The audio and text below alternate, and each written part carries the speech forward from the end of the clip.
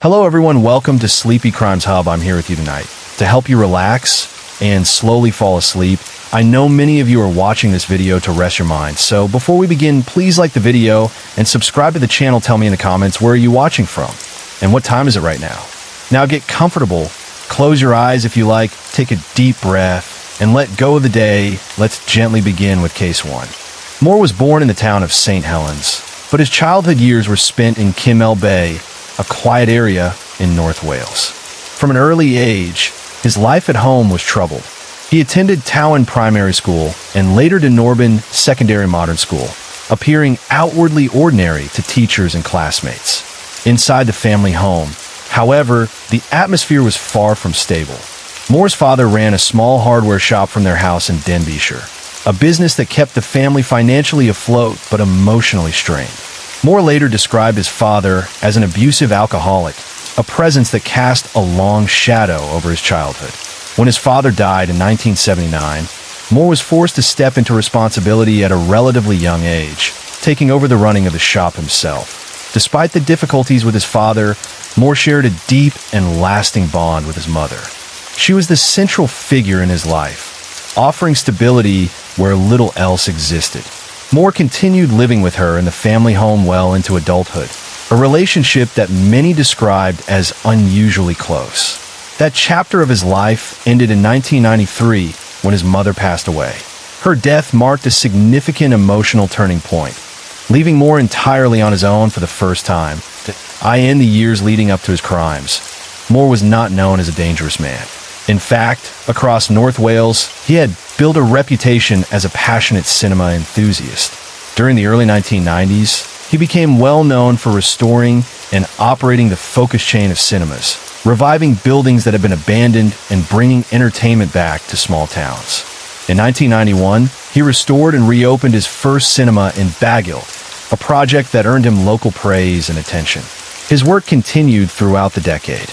On November 24th, 1994, Moore reopened the Empire Cinema in Holyhead, a venue that had remained closed for 3 years before his renovations. Less than a year later, on August 4th, 1995, he reopened the Futura Cinema in Denby, a modest 120-seat cinema that reflected his preference for small, community-focused spaces. Alongside these projects, he also operated a cinema in Blaenau Festiniog, further cementing his image as a man dedicated to preserving local cinema culture. To keep his businesses running, Moore relied on thrift and technical skill rather than wealth. He frequently purchased secondhand cinema equipment, restoring it himself piece by piece. This approach allowed him to control costs and offer low ticket prices, making his cinemas accessible to families and young people. To many, he appeared hardworking, eccentric, and deeply committed to his craft. An image that would later stand in stark contrast to the crimes that would shock the nation. That'd be why the time of the murder. Henry John Roberts was a 56-year-old man living alone in Caergiliog, Anglesey. The circumstances leading up to his death are clouded with conflicting accounts. Moore, when questioned by authorities, claimed that he had never met Roberts before the night of the murder. Police, however, suggested otherwise, asserting that Moore had made contact with Roberts prior to the fatal encounter. In his confession, Moore described approaching Roberts' house dressed in dark clothing and wearing a Nazi-style hat while carrying a knife. According to Moore, Roberts emerged from his home, loudly proclaiming that he was not Jewish, before Moore attacked and stabbed him to death. The scene, as Moore recounted it, was sudden and chilling, a brief confrontation that ended in fatal violence. Police investigators, however, offered a more calculated version of events. They claimed that Moore had first staged a car breakdown near Roberts' property as a ruse to initiate conversation. During that initial meeting, Roberts reportedly invited Moore into his home and proudly displayed his extensive collection of Nazi memorabilia. Several days later, Moore returned to Roberts' house under the cover of darkness, wearing dark clothing to avoid detection. To draw Roberts outside, he created a loud noise, luring him into the fatal encounter. Once outside, Moore stabbed Roberts to death, a deliberate act executed with cold precision. The conflicting accounts reveal a disturbing level of premeditation and manipulation, highlighting the dark contrast between Moore's outwardly ordinary life and the violent actions that lay beneath. Once Henry John Roberts was dead, both sources agree that Moore rifled through his home, taking one of Roberts' swastika flags as a grim trophy. Roberts' body was later discovered on his driveway by a neighbor, revealing the horrific aftermath of the attack. He had been stabbed more than 20 times, and his trousers had been pulled down. Several of the stab wounds were concentrated on his buttocks, suggesting a disturbing level of personal fixation in the violence inflicted that a few weeks later, Moore struck again. Keith Randles, a 49-year-old night watchman, had been hired to protect machinery used in the repair of the 855 road near Langefni. He was staying on site in a caravan when, on November 29, 1995, Moore approached him. According to Moore's own confession, he knocked on Randall's caravan door and forced him outside. Randles pleaded for his life and resisted, but Moore repeatedly stabbed him. When questioned, Moore told detectives that the attack was a form of stress relief, an outlet for his anxiety over financial troubles, revealing the cold, almost casual calculation behind the brutal act that Moore's killing spree continued in October 1995 with Edward Carthy, a 28-year-old man he had met at the gay nightclub Paco in Liverpool.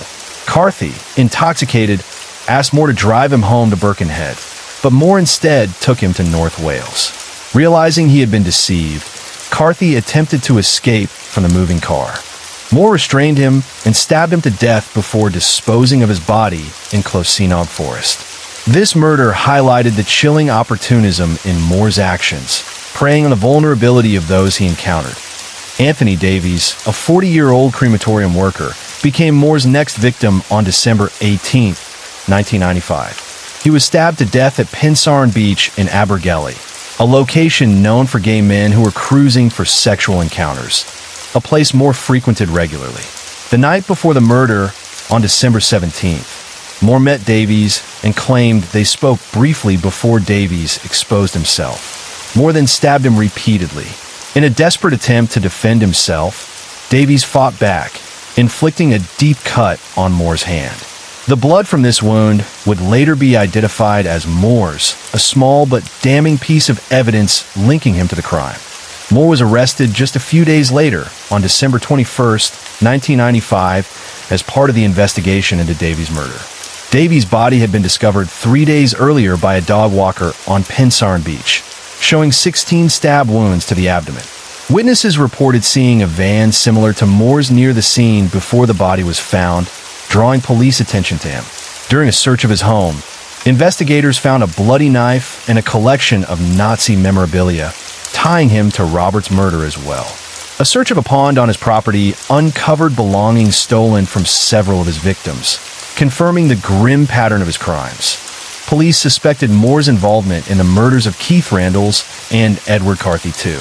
They noted that his frequent travel along the 855 road, used to visit the cinemas he owned, matched the locations of his victims, and the Nazi memorabilia found strengthened suspicions that he had targeted Roberts and others with similar interests. Despite the mounting evidence, Moore initially denied any involvement in the murders, maintaining a cold and calculated silence. In the early hours of December 24, 1995, Moore made a shocking call from his cell to the police, announcing that he wanted to confess to 4 murders he had committed.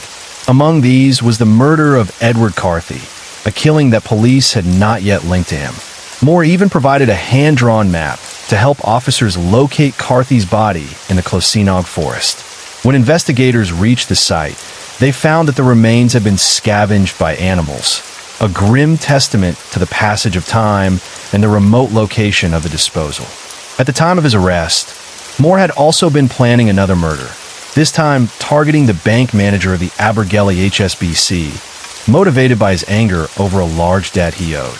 Moore's confession revealed a disturbing pattern beyond the murders. He admitted to carrying out approximately 20 assaults over the span of 20 years, mostly targeting men. He would drive around at night, often dressed in a police uniform or Nazi attire, seeking vulnerable individuals walking alone. Once he found a target, he would attack them with a police truncheon and, in some cases, masturbate on the victim before leaving, showing a chilling combination of opportunism, planning, and sadistic behavior. However, Moore's confessions were not consistent. Later the same day, he recanted, telling police and his solicitor that he had not committed the crimes himself, but that his boyfriend, Jason, was responsible. This sudden reversal introduced confusion and uncertainty. Though the mounting physical evidence and the details Moore had provided made it clear to investigators that he was indeed the perpetrator, Moore's trial began on November 11, 1996, with him pleading not guilty to all charges. The prosecution was led by Alex Carlisle, who quickly set the tone for the case by introducing the chilling nickname that would stick to Moore in the public eye, the Man in Black. The moniker, Carlisle suggested, reflected the dark and calculated nature of Moore's crimes and would become a central image throughout the proceedings. During the trial, Moore took the stand in his own defense, presenting a story that shocked the courtroom. He claimed that the murders and assaults had not been committed by him, but by his boyfriend, Alan Williams, whom he referred to as Jason. Moore described Jason as a 48-year-old hotel worker employed at the Empire Hotel in Llandudno, and claimed that they had met while Moore was cruising on a beach in 1995. The nickname Jason appeared to be a deliberate allusion to the killer from the Friday the 13th horror films, a sinister reference that he used to distance himself from the violent acts. Police launched an extensive investigation to locate Jason, requesting guest and employee records from every hotel in the Llandudno area.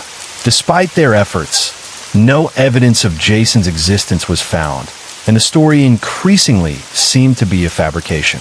Moore admitted to being present at all the murder scenes, yet insisted he did not participate in the killings.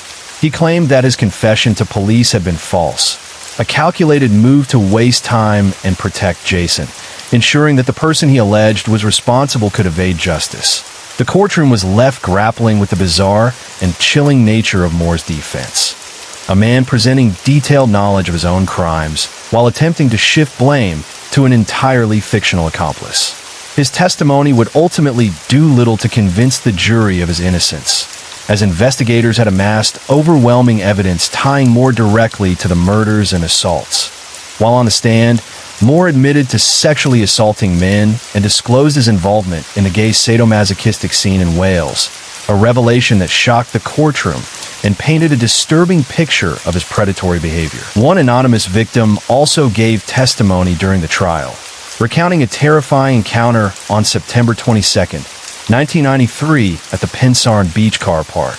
The man explained that Moore had approached him, and when the victim stated a preference for women, Moore went to his car and retrieved a pair of handcuffs. He told the man that he was under arrest and handcuffed him. Though the victim managed to escape, he returned upon seeing Moore steal belongings from his parked car.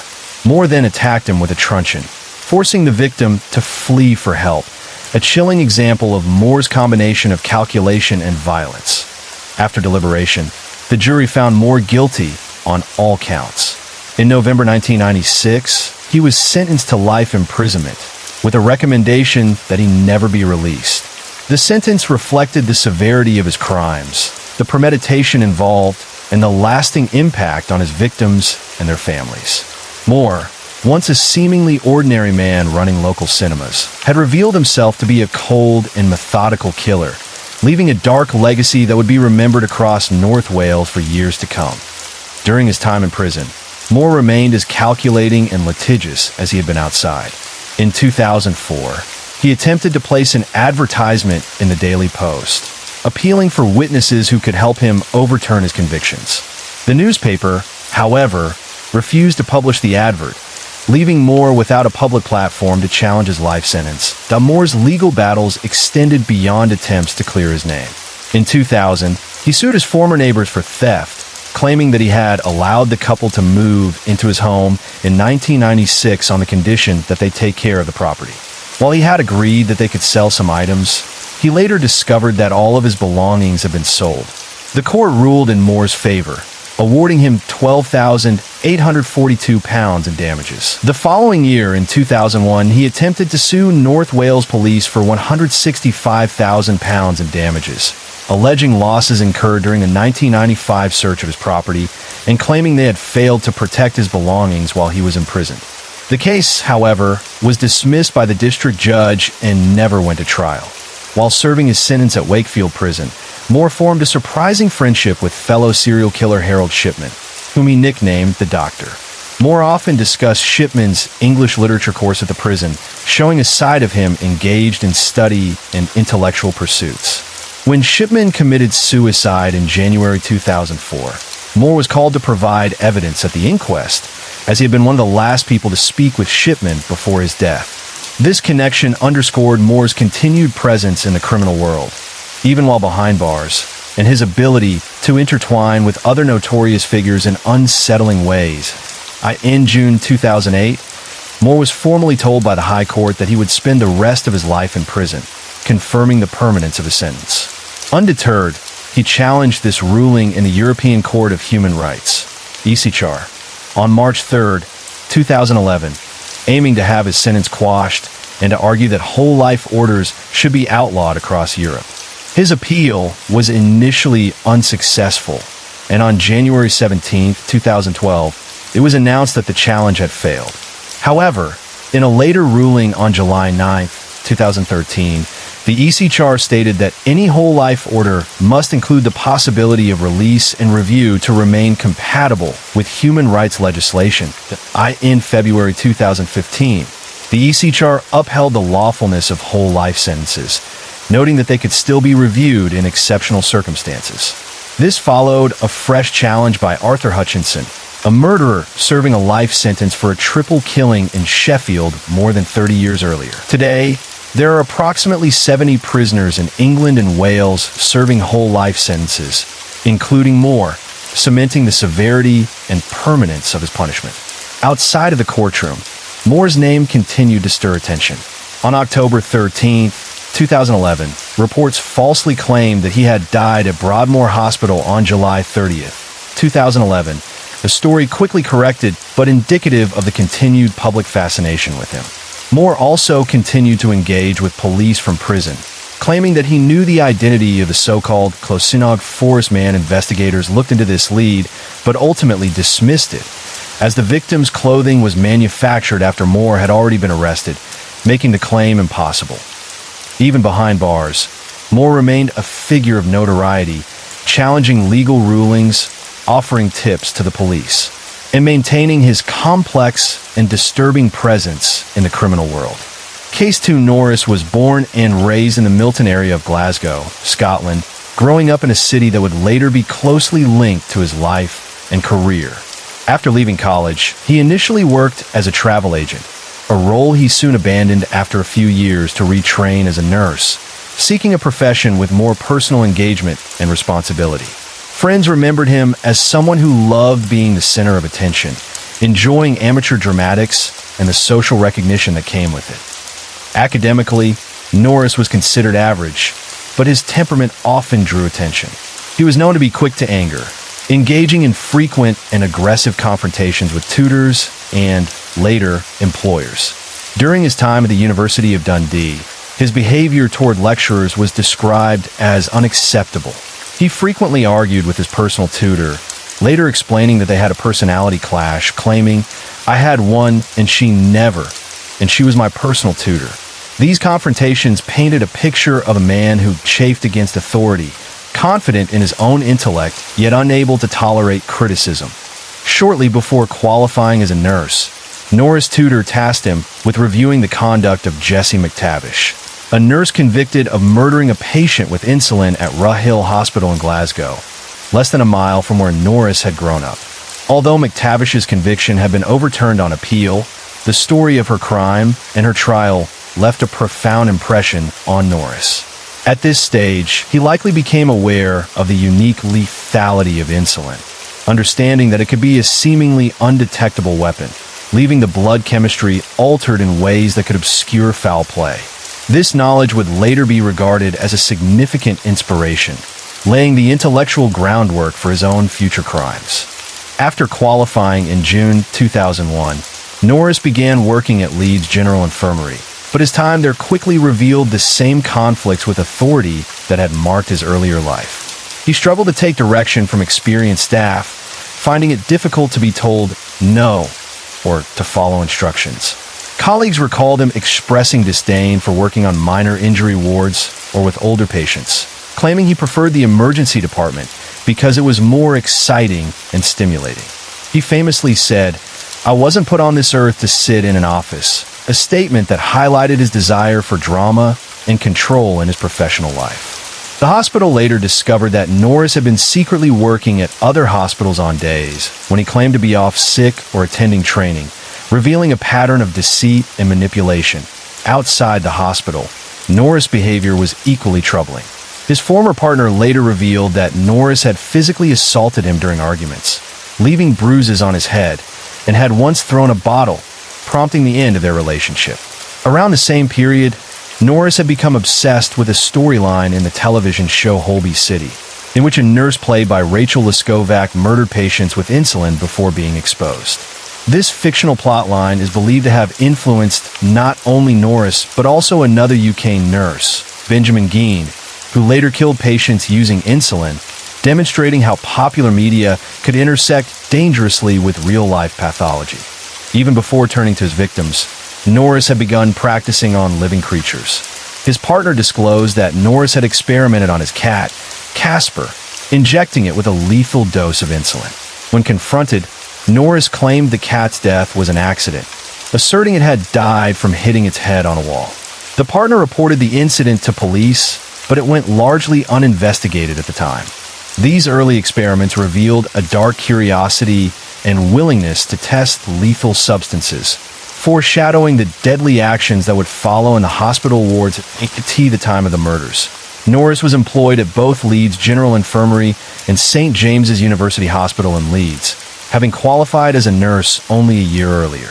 Suspicion first arose when he predicted the illness of a patient, Ethel Hall, telling a fellow nurse hours before the event, "I predict 5:15 a.m. as being the time Ethel Hall will become unwell," explaining that he had a feeling about her. He added that he thought Hall was going off tonight and referred to himself as a jinx on the hospital, despite there being no medical indicators suggesting she would fall ill. Hall had been admitted to the ward for a fractured hip and was otherwise stable. Norris complained about having to fill out the paperwork in anticipation of her death, a chilling foreshadowing of what was to come. On the morning he had predicted, Hall became catastrophically ill around 5 a.m., eventually dying several weeks later. When nurses, including Norris, came to attend to her, he tapped his watch and smugly reminded a colleague, "I told you," highlighting his morbid fascination with the event. A doctor later described feeling frustrated at Norris's slow response during her collapse, while an anonymous male nurse called Hall's son at 5:30 a.m., informing him that she had taken a turn for the worse. The identity of this caller was never established. The following night, Norris specifically called the ward to inquire about Hall's condition, demonstrating unusual preoccupation with her fate. Concerned by the sudden decline in Hall's condition, a doctor ordered blood tests, which revealed an inexplicably massive dose of insulin, 1,000 units in a single sample. This became the cornerstone of the investigation against Norris. The tests were overseen by a diabetes specialist who recognized the levels as dangerously abnormal and suspicious, particularly because no physician had prescribed insulin for Hall and she had no medical condition that would require it. The amount detected was roughly 12 times the normal level, and analysis showed it had been injected, not naturally produced in her body. Further examination revealed a bulge in her abdomen, consistent with a large injection, strongly indicating that the act was carried out by someone with nursing or medical knowledge. These findings prompted the hospital to contact police, setting in motion the investigation that would ultimately reveal Norris as a lethal presence on the wards. After Ethel Hall's death, investigators discovered that insulin had been taken from the hospital storage fridge around the time she fell ill. Norris later admitted that he had been the last person to access the fridge before Hall was injected, a confession that linked him directly to the act. 2 vials of insulin were found missing, and hospital records showed that the theft must have occurred during the night shift, which Norris was assigned on the night Hall became unwell. This was not the first time Norris had been caught stealing drugs from the hospital, establishing a clear pattern of misuse and access to dangerous substances. Additionally, Norris admitted that he had been the last person to see Hall alive, attending to her at 4:30 a.m., just half an hour before she collapsed into a hypoglycemic coma at around 5 a.m. His proximity in both time and space, combined with his access to insulin and prior history of theft, made him the prime suspect in a case that would ultimately reveal the calculated nature of his crimes and the deadly misuse of his medical knowledge.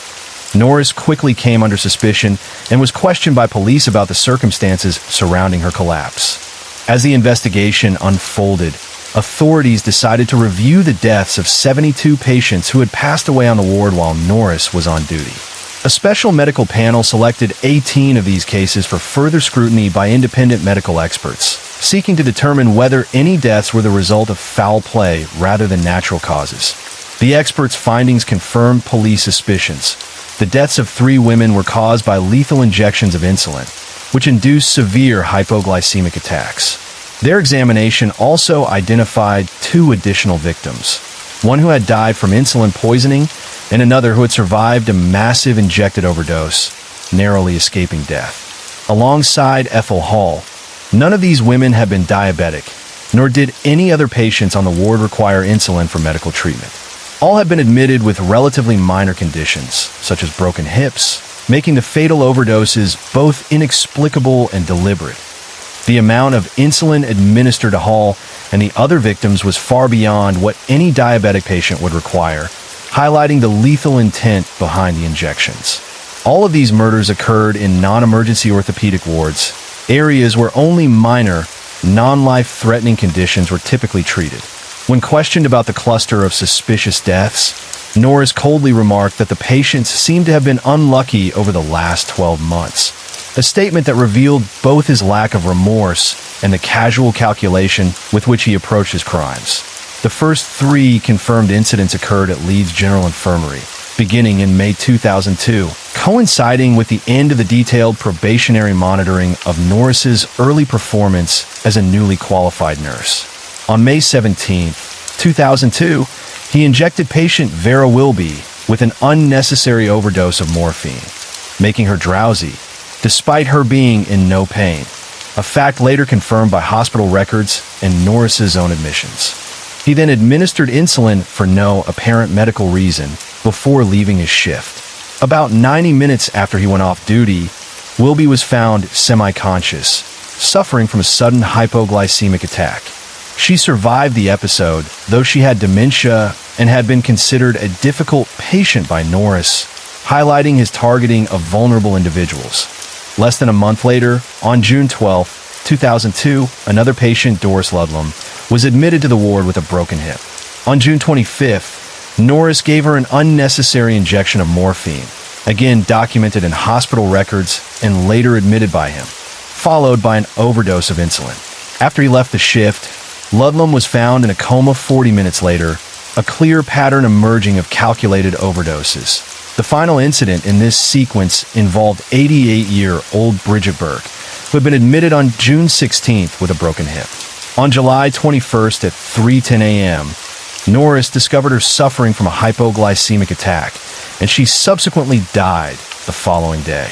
All 3 incidents demonstrated Norris's deliberate misuse of his medical knowledge and access to drugs, targeting elderly, vulnerable patients who were admitted for minor, non-life-threatening conditions.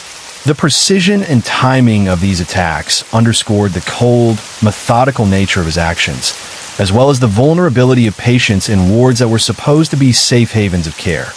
After his string of incidents at Leeds General Infirmary, Norris was transferred to St. James's University Hospital. On October 10, 2002, 79-year-old Irene Crooks was admitted to his new ward with a broken hip. Despite Norris recording that her condition was improving, she was found totally unresponsive just before 6 a.m. on October 19th, having suffered a severe hypoglycemic attack. Crooks died the following day. Investigators later noted the bizarre pattern of hypoglycemic incidents following Norris to the new hospital, a striking detail given that he was the only staff member transferred from Leeds General Infirmary. He was, in fact, the only person who worked on both wards where these unexplained incidents were occurring, linking him directly to the emerging pattern of deaths. Colleagues would later describe disturbing behavior from Norris during these episodes. One nurse recalled that he had shown no urgency to revive Crooks after she fell into a coma, while another testified that he had watched a patient collapse with detached amusement, only intervening when prompted by others. Staff also noticed that the ward had suddenly run out of insulin following Crook's hypoglycemic attack, further raising suspicions about the deliberate nature of the incident. WY this time, it is believed that Norris had become confident in his ability to kill without being caught. The earlier victims, including Ethel Hall, had not had blood tests for insulin taken, allowing him to assume that any deaths would be attributed to natural causes. He likely did not anticipate that Hall's blood would be examined and sent to a specialist laboratory, an action that ultimately led to his arrest and exposed the calculated and methodical nature of his crimes. None of Norris's victims had ever been prescribed insulin by any doctors or medical staff at the hospitals, making the overdoses entirely unauthorized and deliberate. All of the women were considered somewhat difficult patients, a factor that likely clashed with Norris's long-standing dislike of elderly patients and his desire for control over his environment. One of the women had been throwing her bedclothes off shortly before he administered a fatal dose, highlighting his opportunistic targeting of vulnerable moments. The cases of Bridget Burke, Doris Ludlam, and Vera Wilby overlapped, with Norris having contact with all three at the same time on his ward, giving him ample opportunity to carry out his crimes. In every case, the lethal dose of insulin was administered during the night shift, the hours when Norris worked alone and when doctors are not on duty, ensuring that patients could not be immediately assisted during their sudden hypoglycemic collapses. By the time of Ethel Hall's death, Norris made suspicious remarks to colleagues, saying, "It is always in the morning when things go wrong, and someone always dies when I do nights," comments that in hindsight revealed both foreshadowing and morbid pride. Despite the variety of patients, there were clear commonalities among the victims. They were all frail women, admitted for broken hips, and their deaths all occurred under similar circumstances. Overnight, on Norris's watch, from sudden and unexplained hypoglycemic attacks. The combination of opportunity, method, and patient vulnerability painted a chilling picture of a man who had systematically weaponized his nursing role, exploiting the hospital environment to commit calculated murders under the guise of care. As the investigation into the sudden and unexplained hypoglycemic attacks unfolded, it became clear that Norris was the only common factor among the victims. He had been the only nurse who cared for all 5 patients and had been present within 2 hours of each becoming catastrophically ill. During the deterioration of Ethel Hall, Norris was one of the few staff members on duty, placing him at the center of the unfolding medical mysteries. Police meticulously analyzed staff rotas, phone records, and personnel files to determine who had access to the wards, the insulin supply, and who was present during each incident. The results were damning. All other staff could be ruled out, leaving Norris as the only person on duty when all 5 patients had suffered. He was also uniquely positioned, being the only staff member who had worked on both wards where these incidents occurred. Norris admitted to predicting the time of Hall's collapse to a colleague, but attempted to downplay it, claiming it was due to a black sense of humor. As part of the investigation, police ordered the exhumation of Bridget Burke's body, revealing that she had been injected with large amounts of insulin, providing the strongest forensic evidence of foul play. The bodies of the other 2 patients had been cremated, preventing similar testing, but the pattern of deaths and Norris's presence at each incident was compelling. While the police investigation was ongoing, Norris was suspended from his nursing position with full pay. Following his initial arrest, he immediately returned to Scotland before leaving the UK on multiple occasions, traveling abroad 8 times, including a 6-month holiday in Tenerife. This behavior drew attention, though his mother defended his travel, insisting that he was merely trying to live his life the best he could under the pressure of a police investigation. Around this time, his former partner recounted that Norris had become violent and intoxicated, crying uncontrollably as he expressed fear of imprisonment, revealing the emotional turmoil underlying his increasingly reckless behavior. When police questioned Norris about the missing vials of insulin, the very substance used to kill Ethel Hall, he responded with a chillingly calculated remark. Obviously, if someone was to kill someone, they wouldn't leave their signature, would they, to say that they were there. Despite the mounting evidence, he denied ever injecting Hall. When officers suggested the possibility of a deliberate act, Norris offered an improbable alternative, claiming that an intruder must have sneaked in through the fire escape, while nurses stepped outside for a cigarette and injected Hall. Even though he admitted he had never seen anyone on the ward at night, detectives dismissed this theory as highly implausible, noting that no other staff members could have been responsible, and the idea of a mysterious intruder executing such a precise crime undetected strained credulity. During his police interviews, Norris exhibited bizarre and confrontational behavior. He was aggressive and arrogant, openly challenging detectives, and on occasion became physically angry to the point of needing restraint. Investigators noted that he did not behave like someone trying to defend themselves, but rather as someone insisting the murders could not be proven, questioning every procedural detail and demanding to be told how he supposedly committed the crimes. He repeatedly suggested that the facts the police had were insufficient, appearing more concerned with demonstrating his cleverness than addressing the allegations. Criminologist Jane Monckton-Smith later remarked that Norris's behavior was highly unusual, noting that most suspects try to defend themselves during interviews, whereas Norris chose to challenge the police and act evasively, creating an air of superiority. He later admitted that this conduct was deliberate, intended to show how much more he knew than the authorities. His bravado extended beyond the interrogation room. In 2004, he walked into the offices of the Yorkshire Evening Post and told reporters that the police had nothing on him, a public display of confidence that underscored his arrogance and his twisted sense of invincibility even as the investigation closed in. Chief Superintendent Chris Gregg, a decorated officer holding the Queen's Police Medal and famed for apprehending killers such as David Bieber, Wearside Jack, and the murderer of Leanne Tiernan, commented on the significance of Norris's actions, particularly his prediction of Ethel Hall's illness. Gregg emphasized that this was not a spontaneous act by a criminal nurse, but a premeditated assault carried out hours in advance. He stated, "I think he was cocky. I think he was overconfident. He was showing off," highlighting the audacity and self-assuredness that marked Norris's behavior. Criminal psychologists analyzing the case noted that, despite the premeditation and meticulous planning evident in the prediction, it was unlikely that Norris wanted to get caught. Rather, his actions appeared motivated by a desire to demonstrate a sense of superior knowledge, relishing the illusion of control and mastery over the hospital environment. Police further observed that in interviews, Norris exhibited no empathy for the women who had died or their grieving families, coldly claiming he could not remember any of the victims, underscoring a disturbing detachment from the human consequences of his crimes. This combination of arrogance, premeditation, and emotional detachment painted a chilling portrait of a man who not only wielded his professional authority as a weapon, but also sought to assert his intellectual dominance over both. Colleagues in law enforcement, treating murder as a game of control rather than a moral or legal transgression. Norris, officially recorded as residing on Egglesey Terrace, Glasgow, went on trial in 2007 at Newcastle Crown Court.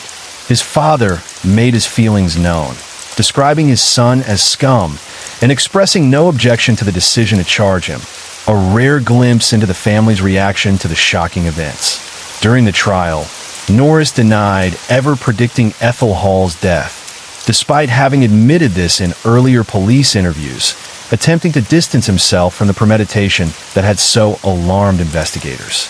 He did, however, admit to administering overdoses of morphine to Vera Wilby and Doris Ludlam on May 17th and June 25th, 2002, respectively, doses meticulously recorded in hospital notes and later confirmed by police. In Ludlam's case, he had given twice the legally allowed amount of morphine, highlighting a blatant disregard for patient safety. The prosecution pointed out that when initially interviewed by police, Norris had omitted the cases of Ludlam, Burke, and Crooks when asked whether he had experience with patients falling into hypoglycemic comas, even though all three had suffered exactly that while he was on duty. Police suggested that this was a deliberate attempt to conceal his involvement, as those cases had not yet come under formal investigation. Further incriminating evidence came from Norris's home, where investigators discovered documents detailing methods for injecting morphine in a less painful manner, reinforcing the calculated and premeditated nature of his crimes. Despite blood test evidence showing massive doses of insulin in patients, Norris continued to claim that an intruder must have been responsible, even though the insulin fridge was coded and accessible only to medical staff, rendering his defense highly implausible. The trial's length and complexity were immense. Judge Mr. Justice Griffith Williams took 5 days to read his 571-page summing up, reflecting the detailed evidence and testimony involved. The jury retired to consider their verdict on February 27, 2008, deliberating for a further 5 days before reaching a decision. On March 3, 2008, Norris was convicted by an 11-1 majority verdict for the murders of 4 women and the attempted murder of Vera Wilby, age 90.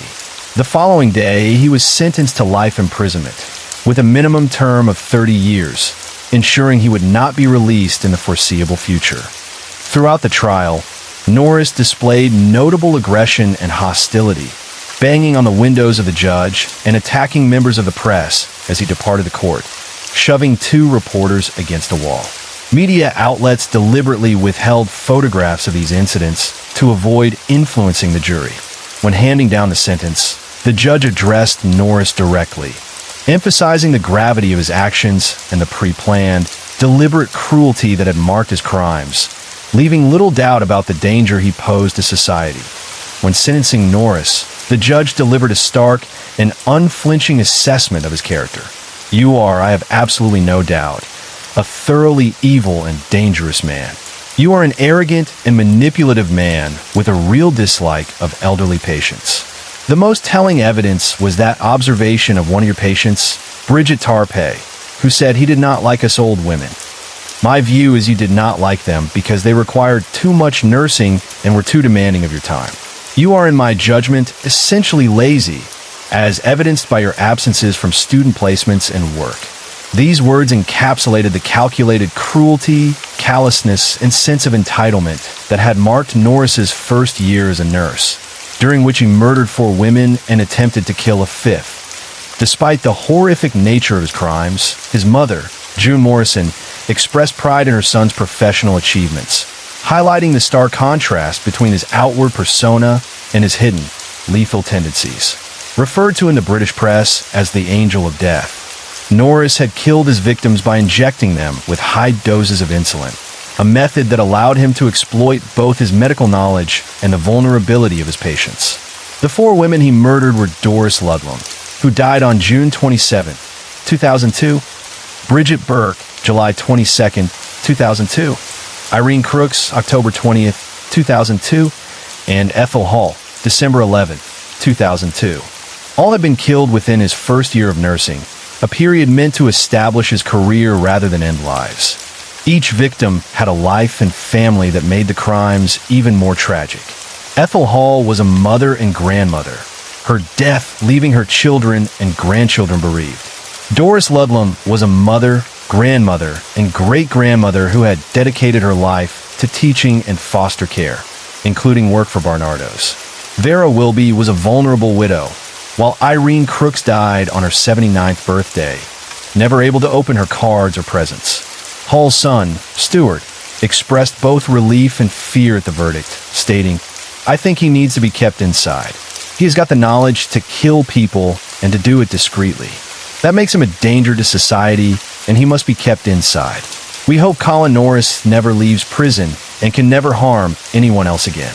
After the verdict, Leeds Teaching Hospitals NHS Trust issued an apology to the families of the victims, describing Norris's crimes as disturbing and acknowledging him as an extremely dangerous criminal. In 2009, the Nursing and Midwifery Council struck him off the medical register, taking just 5 minutes to reach their decision. Norris was subsequently imprisoned at HM Prison Franklin, ensuring that he could no longer exploit his knowledge, access, or position to harm others, and cementing his place in British criminal history as a chilling example of a medical professional turned murderer. Chief Superintendent Chris Gregg revealed that he and his investigative team believed that Norris may have been responsible for up to 6 additional deaths at the hospitals where he worked. In 3 of these cases, Norris was the only nurse on duty at the time of the patient's sudden and suspicious declines, yet the police determined that there was insufficient evidence to bring formal charges. On another occasion, Norris had been arrested in connection with the death of a patient, but the Crown Prosecution Service ultimately decided not to proceed, citing complicating factors that prevented a viable case. In 2 further incidents, the absence of post-mortem examinations meant that investigators could not gather enough forensic evidence to pursue charges, leaving these deaths officially unexplained. These unresolved cases highlighted the potentially broader scope of Norris's crimes, suggesting that the 4 women officially convicted might have been only a portion of his victims. Investigators feared that, had modern testing and oversight been more rigorous at the time, additional evidence might have revealed even more deaths linked to his methodical and calculated use of insulin, reinforcing the chilling possibility that his murderous activity extended beyond what was ever proven in court. Jesse McTavish, a nurse convicted in 1974 for the murder of an 80-year-old patient with insulin and controversially later cleared on appeal, has been identified as a likely inspiration for Colin Norris. McTavish had worked at Ruhill Hospital in Glasgow, less than a mile from where Norris grew up, and her case was studied extensively in his formative training. On January 11, 2001, a year before Norris committed his first known attack, his personal university tutor gave a lecture to him and other students specifically on McTavish's case, assigning him the task of reviewing her conduct. In doing so, Norris would have learned about insulin as a tool for murder, appreciating how it leaves the blood quickly and can cause sudden hypoglycemic attacks. McTavish had also famously predicted the exact time a healthy patient would die, a chilling parallel to Norris's own behavior. Notably, she was allowed to continue her career in nursing after being released on appeal, a fact that may have contributed to the impression in Norris's mind that such acts could be carried out with limited immediate consequence. Norris's education further reinforced his understanding of insulin's lethality. In 1999, he attended lectures on diabetes and the management of diabetic patients, learning about the delicate balance of blood sugar levels and the severe consequences of either hyperglycemia or hypoglycemia. This academic foundation, combined with exposure to McTavish's case, provided him both the knowledge and the method he later used to target vulnerable patients. Forensic psychiatrist Richard Badcock, known for his work assessing the serial killer Dr. Harold Shipman, formally assessed Norris and concluded that he was a psychopath motivated by frustration and irritation rather than any tangible gain. Much like Shipman, Norris's motives were not immediately clear, appearing rooted instead in a desire to remove those he found bothersome. Chief Superintendent Chris Gregg suggested that Norris specifically chose to poison elderly women because he found them irritating and demanding, a notion reinforced by witnesses and colleagues who described his disdain for patients requiring significant care. Psychologist and senior lecturer David Holmes concluded that Norris's actions reflected a search for power, noting that a medical professional in a position of life and death authority can derive a sense of status from controlling whether patients live or die.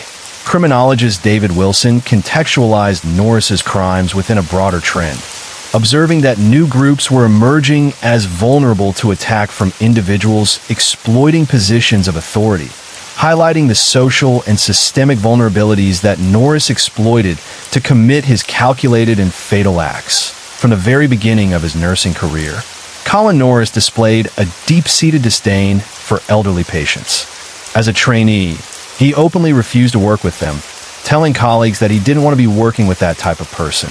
In police interviews, he admitted finding elderly patients challenging and demanding, suggesting that he viewed their care as a burden rather than a responsibility.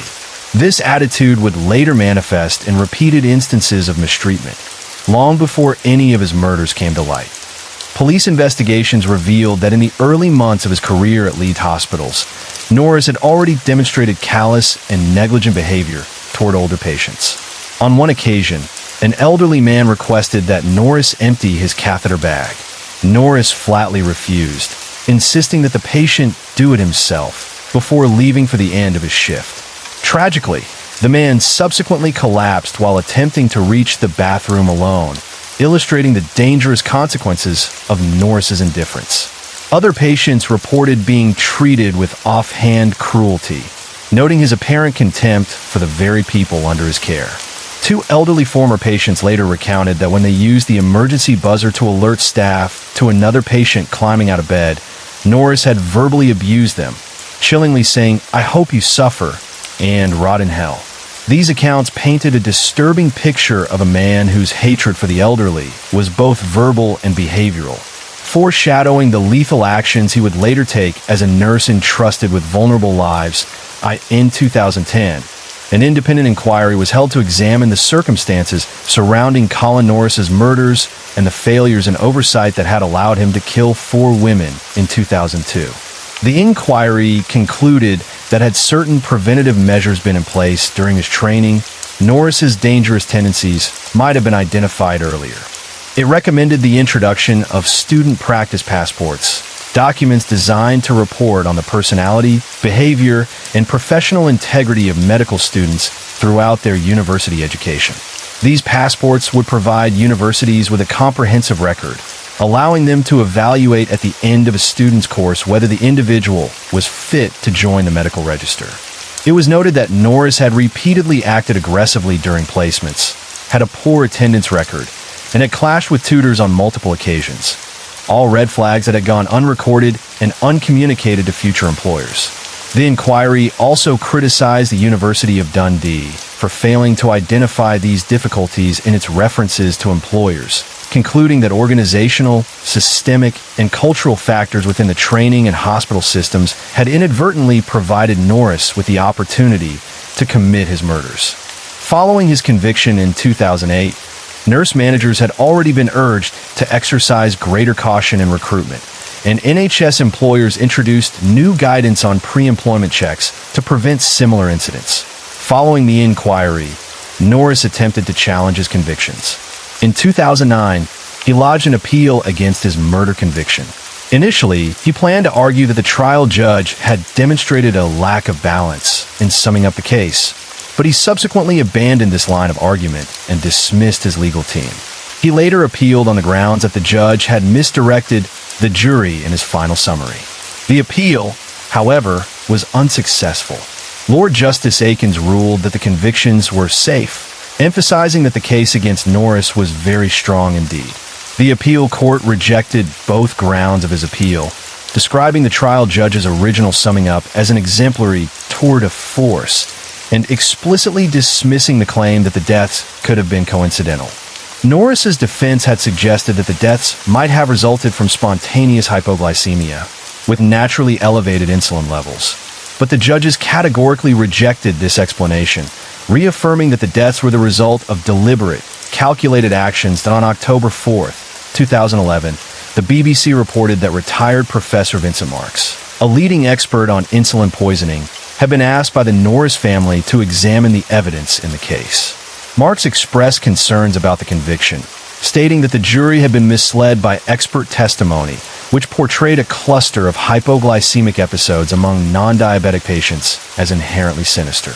After conducting his own research, he concluded, "Looking at all the evidence, all I can say is I think Colin Norris's conviction is unsafe." Marks argued that his study suggested that up to 1 in 10 hypoglycemic episodes in elderly patients could occur naturally, without criminal intervention.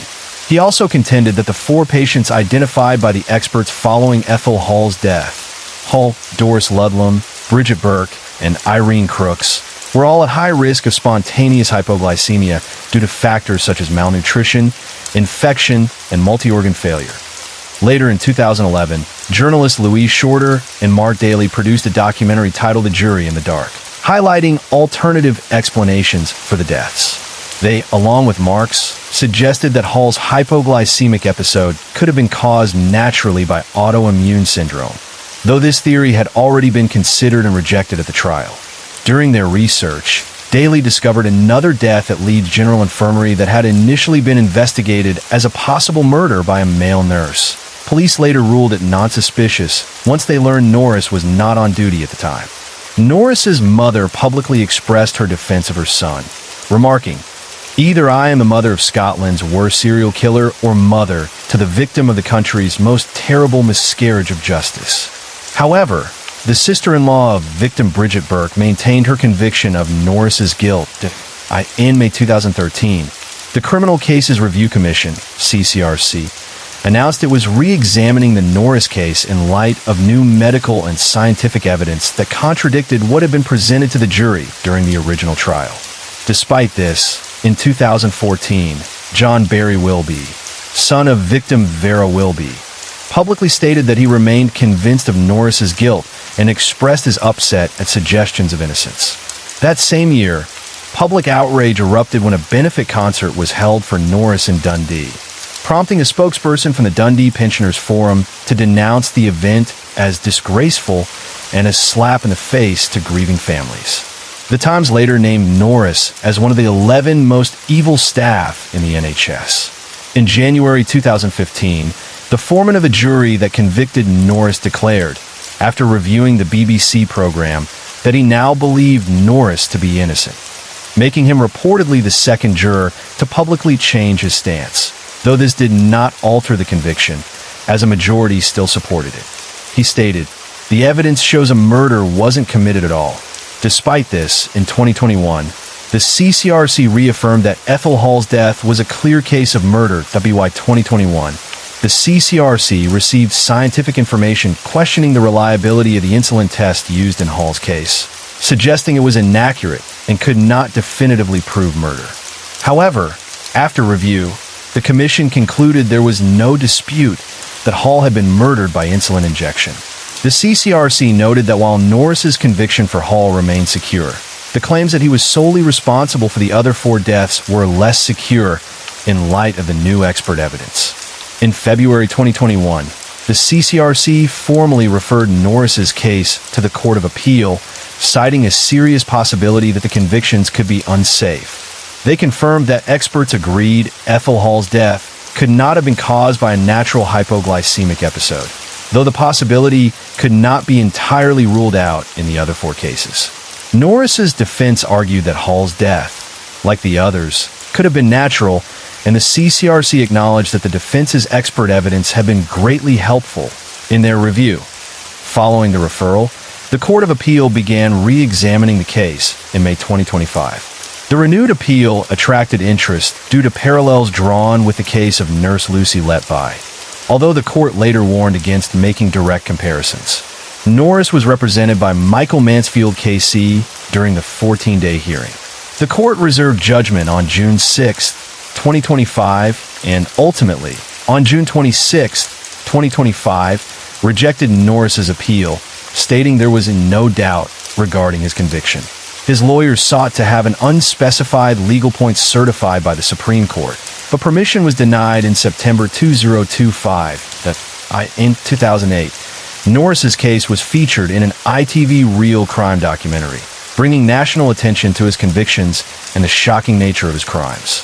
Later, in 2014, the BBC Panorama program titled The Innocent Serial Killer examined his case, exploring both the murders and the ongoing debate over his possible innocence, further fueling public discussion about the reliability of the evidence used against him.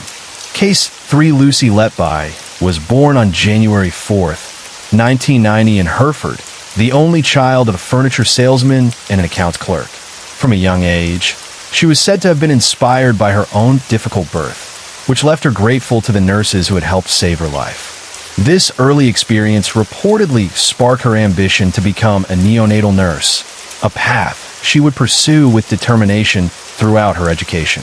She attended St. James Church of England Primary School, followed by Aylstone School, and later Hereford Sixth Form College, laying the foundation for a future career in healthcare. Friends from her school years recalled her commitment to nursing, noting that her motivation was deeply personal and tied to her own survival as an infant.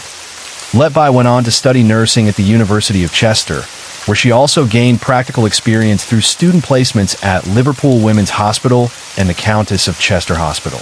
During her training, she faced challenges. She initially failed her final year student placement and had to complete a retrieval placement under a new assessor.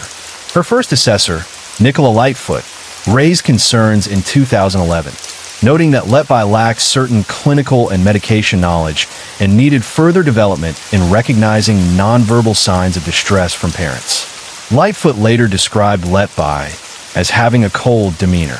Despite these hurdles, Letby persevered and became the first in her family to attend university, graduating with a Bachelor of Science in Nursing with a specialty in child nursing in September 2011.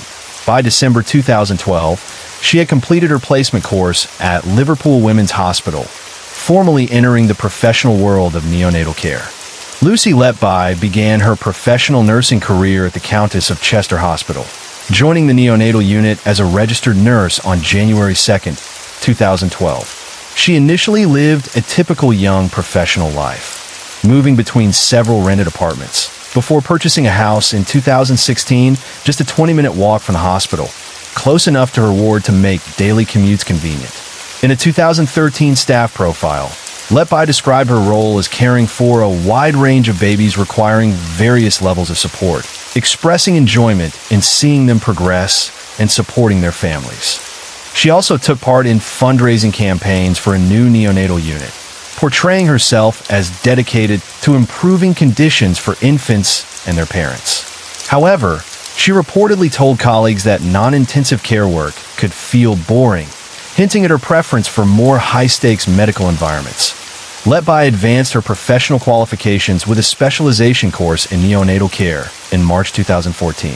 She undertook further training placements at Liverpool Women's Hospital in early 2015, qualifying to work with infants in intensive care. This period of her career would later come under intense scrutiny following her conviction. Her early years in the neonatal unit were not without controversy.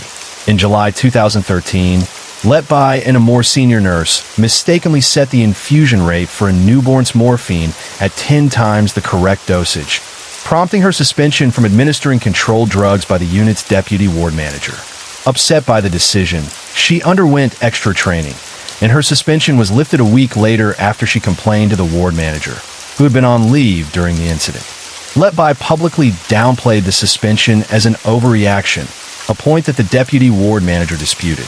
Later, in April 2016, she administered antibiotics to an infant without a prescription, labeling the incident as a minor error.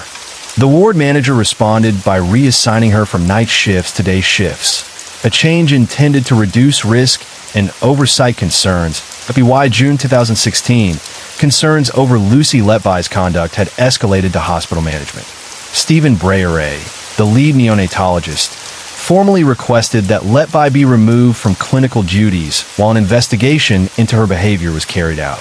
Consequently, in July 2016, Letby was transferred away from the neonatal unit, first to the patient experience team, and later to the risk and patient safety office, where she continued working until her arrest in 2018. The seeds of suspicion had been present as early as June 2015, when 4 infant collapses occurred within the same neonatal unit, 3 of which tragically resulted in deaths. For context, the unit typically saw only 2 or 3 deaths per year. Arian Powell, the unit manager, alongside Breyer, conducted an informal review and reported the incidents to the NHS Foundation Trust Committee responsible for serious incidents. Initially, the committee classified the deaths as medication errors. Breyer noted that Letby had been on duty during all the incidents but dismissed it as an unfortunate coincidence. With only one other qualified junior nurse available, Letby often covered extra shifts to meet staffing demands. At the time, he told investigators, nobody had any concerns about her practice. However, later reports in 2023 by The Guardian and The Times indicated that Breyer had indeed been suspicious of Letby from 2015 and accused the hospital of negligence for failing to act on these early warning signs. During a hospital inspection in February 2016, the Care Quality Commission, CQC, was informed of difficulties staff faced when raising concerns. though no mention was made of an unusually high mortality rate. While the CQC report highlighted issues such as short staffing and inadequate skill mix in the unit, it praised the trust overall, noting that staff felt well supported, able to raise concerns, and develop professionally. In May 2016, the executive team concluded that the spike in deaths was coincidental and took no further action. Yet, retrospective data from a nationwide Embrace UK project revealed that neonatal mortality between June 2015 and June 2016 was at least 10% higher than expected, and the total number of deaths in 2015 had doubled compared to the previous year, that on June 24, 2016. Following the deaths of two more infants shortly after Lucy Letby returned from a holiday in Ibiza, Stephen Breyer phoned the duty executive, urgently demanding that Letby be removed from the neonatal unit. Despite Breery's concerns, the duty executive insisted that Letby was safe to continue working. At the end of June, the Trust's executive directors met to discuss involving the police, but ultimately decided against it. Instead, the medical director and chief executive commissioned a review of the unit through the Royal College of Pediatrics and Child Health, RCPCH. Letby was removed from the unit, with her last shift being June 30th, 2016. To mitigate further risks, hospital managers scaled back the unit services on July 7th, reducing cot capacity and raising the minimum gestational age for admission from 27 to 32 weeks. The RCPCH began its review in September 2016, tasked with a general evaluation of the unit service. By October 2016, the RCPCH reported that they could not find a definitive explanation for the spike in infant deaths. However, they did note insufficient staffing and a lack of senior cover as contributing factors. While praising Letby's nursing abilities, the review suggested that concerns about her had been based on a subjective view with no other evidence. Following this, the medical director asked neonatologist Jane Houghton from Great Ormond Street Hospital to carry out the detailed case reviews recommended by the RCPCH. Houghton, citing time constraints, conducted only a brief review of medical notes for 17 deaths and other incidents, producing a 5-page report. She concluded that 13 of the incidents could be explained and may have been prevented with different care, while the remaining 4 cases could potentially benefit from a local forensic review considering circumstances and personnel. Hospital board records later show the medical director telling members that the RCPCH and Houghton reviews attributed the deaths to issues with leadership and timely intervention. The board chair, however, later admitted he had been misled about the scope and findings of Houghton's review. In September 2016, Lucy Letby filed a formal grievance regarding her transfer from clinical duties to the hospital's Risk and Patient Safety Office in late June. By January 2017, the board upheld her grievance, concluding that her removal had been orchestrated by the consultants with no hard evidence. The medical director noted that the Trust's intention was to protect Lucy Letby from these allegations. On December 22, 2016, the chief executive met with Letby and her parents to apologize on behalf of the Trust, assuring them that the doctors who had raised concerns would be dealt with. Following this, in February 2017, the consultants involved were instructed to send a formal letter of apology to Letby. Despite this, in March 2017 for consultants, including Stephen Breyer and Ravi Jairam, pressed management to involve the police after receiving advice from the regional neonatal lead recommending further investigation. They subsequently met with Cheshire Constabulary on April 27, 2017, just days before Letby was scheduled to return to work on May 3rd. During the meeting, Breyer and Jairam told the police that infant collapses were nearly always explainable. A 2024 report in The New Yorker by Rachel Aviv noted that studies published in the Journal of Maternal Fetal and Neonatal Medicine found that roughly half of unexpected infant collapses remain unexplained even after autopsies. The Trust publicly confirmed police involvement in May 2017, framing it as an effort to seek assurances that enable us to rule out unnatural causes of death. The investigation, later named Operation Hummingbird, continued for a year. Senior Investigating Officer Paul Hughes described the early stages of the inquiry as exploring broad hypotheses: natural deaths, unexpected collapses, organic causes, or infections, but also considering the possibility of inflicted harm. That on July 3, 2018, the police arrested Elsie Letby, suspecting her in the deaths of multiple babies. At first, it seemed impossible. A nurse trusted in the hospital halls, now under suspicion. Investigators dug into her entire career, tracing every shift she had worked at Liverpool Women's Hospital. She was bailed, rearrested, and bailed again, but the shadow over her grew heavier with each passing day. When her trial finally began in Manchester Crown Court in October 2022, the tension was suffocating. Families of the babies, the victims referred to as Baby A to Baby Q, were in the courtroom. Colleagues testified in secret, their identities protected. The world watched as the story of what happened in those neonatal wards unfolded.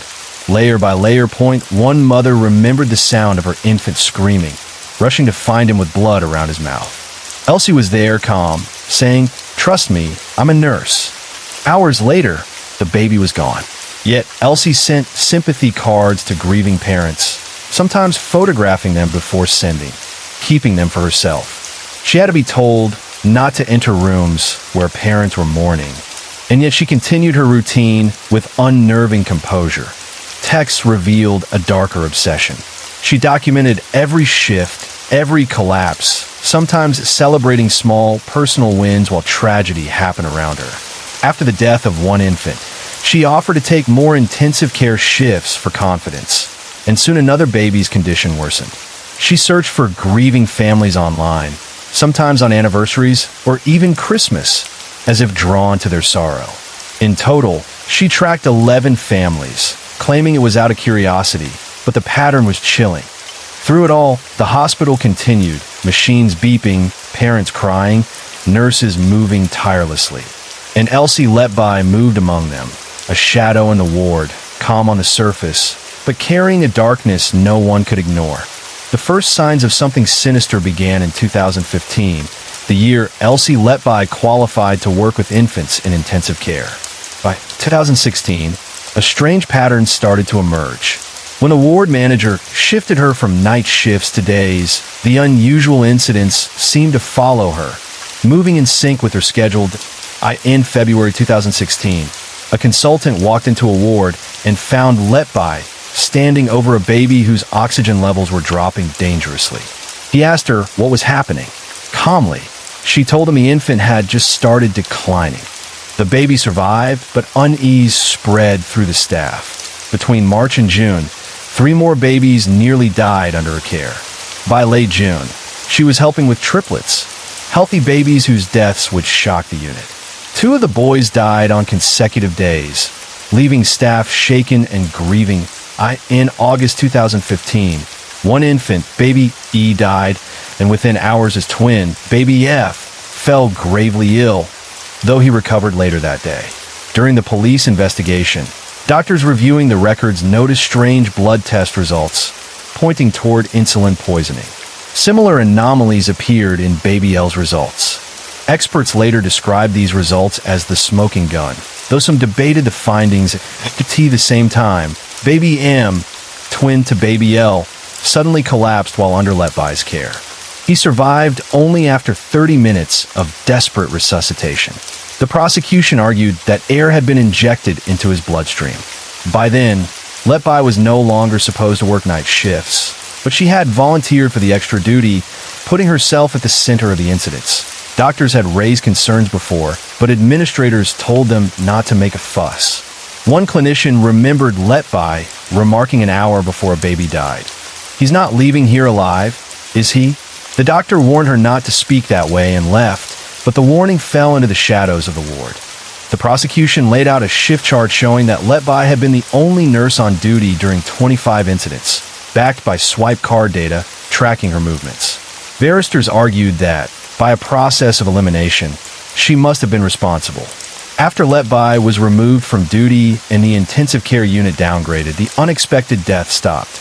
Even the methods alleged, insulin, air injections, overfeeding, were described by psychologists as chosen to leave little trace, designed to disappear without a hint. In the sterile corridors of Liverpool Women's Hospital, what should have been a place of life and hope had been shadowed by something dark and inexplicable. When investigators searched Letby's home and her parents' house, they found scraps of paper covered in her handwriting. Post-it notes, scrawled in fragments, revealed a mind in turmoil. "Help, I don't want to do this anymore. I haven't done anything wrong." And chillingly, "I am evil. I did this. I killed them on purpose because I'm not good enough to care for them." One note read, "I don't know if I killed them.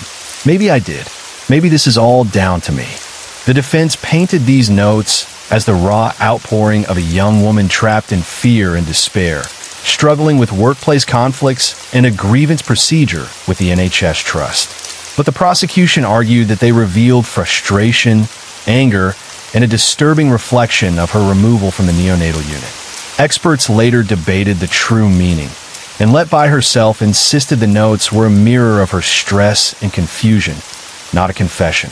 In some reports, the notes were described as the closest thing the prosecution had to an admission, but they had reportedly been written on her GP's advice to cope with the overwhelming pressure of the investigation. Her personal diary added another layer of unease. The initials of babies who had died were meticulously marked beside their birth dates, the days she allegedly harmed them, and the days they passed away. It was a haunting map of lives cut short, documented in her own hand. Investigators also uncovered stacks of medical documents hidden under her bed. Nursing handover sheets, resuscitation notes, blood gas readings, some of them linked to babies Letby had allegedly harmed. Of the 257 sheets, 21 were of particular interest. Letby claimed she collected paper and simply forgot to remove them from her pockets at the hospital. She insisted she could not destroy them, though a paper shredder was found in her home. When Letby took the stand in May 2023, her composure cracked. She became tearful as she described feeling constantly undermined, painting herself as a competent nurse who meant no harm. She spoke of the mental toll of the allegations, of feeling isolated from friends on the unit, and of a personality changed by stress and scrutiny. Yet her testimony was inconsistent, contradicting herself, muddling her story, growing increasingly frustrated with questioning, unlike the calm, collected nurse her colleagues remembered. Letby's defense painted a very different picture. Her lawyer described her as a dedicated nurse in a system which has failed, arguing that the prosecution's case was built on assumptions rather than facts.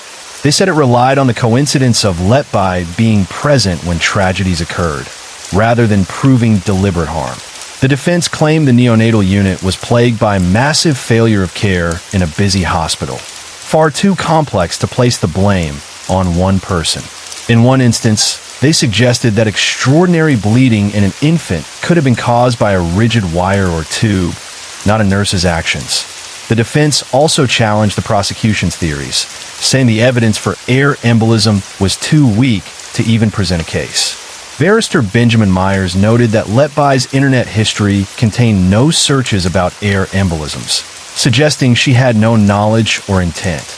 No medical experts were called by the defense to counter the prosecution's claims directly. The only other witness was a plumber, who testified that recurring sewage issues in the unit were common and could have contributed to the unusually high mortality rate. In later interviews, it was revealed that Pseudomonas bacteria in the unit's water had caused several cases of pneumonia among infants, further complicating the picture. The defense also tried to argue no case to answer, pointing out flaws in the prosecution's medical evidence. The experts lacked sufficient clinical experience, their research was inconsistent, and their descriptions of air embolism didn't match accepted scientific standards. But Justice James Goss ruled that there was enough expert medical opinion to support the claim that introducing air into a baby's bloodstream could be fatal. After weeks of tense deliberation, the jury returned their verdicts on August 18, 2023. Letby was found guilty of 7 counts of murder and 7 counts of attempted murder. 11 of the convictions were decided by a 10-1 majority, while the cases involving Child F, Child L, and Child O were unanimous. She was acquitted on 2 counts of attempted murder and the jury could not reach a decision on 6 others, leaving open the possibility of a retrial. The jury cleared Letby of 2 attempted murder charges, those involving Baby G and Baby H, but could not reach a verdict on 6 others, leaving lingering uncertainty over some of the tragic events on August 21st, 2023. The court delivered its ultimate sentence: life imprisonment with a whole life order, the harshest penalty in English law. Letby became only the 4th woman in UK history to receive such a sentence. Justice Goss did not hold back in his condemnation, describing her actions as a cruel, calculated, and cynical campaign of child murder involving the smallest and most vulnerable of children. He added, "There was a deep malevolence bordering on sadism. You have no remorse. There are no mitigating factors. The offenses are of sufficient severity to require a whole life order." Letby chose not to attend her sentencing hearing, abstaining herself from the reading of victim impact statements and the pronouncement of her sentence. The decision sparked political attention. Alex Chalk, the Secretary of State for Justice, stated that the government would explore legal changes to compel convicted criminals to attend their sentencing. Prime Minister Rishi Sunak later confirmed plans to introduce legislation allowing courts to force defendants to be present or risk additional prison time, a clause slated for debate in the 2024 Criminal Justice Bill. Following the trial, Letby was first transferred to H&P Lone Newton, a closed women's prison in County Durham, before later being moved to HM Prison Bronfield, where she remains incarcerated as of January 2024. The court never established a clear motive for Letby's actions, and proving one was not necessary for her conviction. Still, the prosecution suggested several possibilities: that she acted out of boredom, for thrill-seeking, or from a desire to play God. They also claimed she might have had a secret relationship with a married doctor linked to some of the cases. As part of their evidence, they highlighted Letby's frequent texts to him during certain night shifts and a note found in her office containing phrases like, "I trusted you with everything and loved you. You were my best friend, and please help me." Letby denied any such relationship or romantic feelings toward the doctor. Experts and investigators drew comparisons between Letby and Beverly Alit, a nurse who killed children in the 1990s. The former lead detective on Alit's case suggested that Letby may have copied some of Alit's methods. Criminal psychologists Dominic Wilmot and David Holmes also speculated that Letby might have been driven by factitious disorder imposed on another, a condition previously considered in Alit's case. David Wilson, a criminology professor, argued in an August 2023 opinion piece that Letby may have been motivated by a hero complex. He later explained on television that some healthcare killers join the profession specifically to target vulnerable individuals, such as the very young or the very old. After her conviction, Letby faced professional consequences. While out on bail in March 2020, she was placed on an interim suspension by the Nursing and Midwifery Council. Following her sentencing, the council confirmed she remained suspended and began procedures to remove her from the register. On December 12, 2023, Letby was officially struck off, choosing not to contest the decision, though she maintained she did not accept guilt.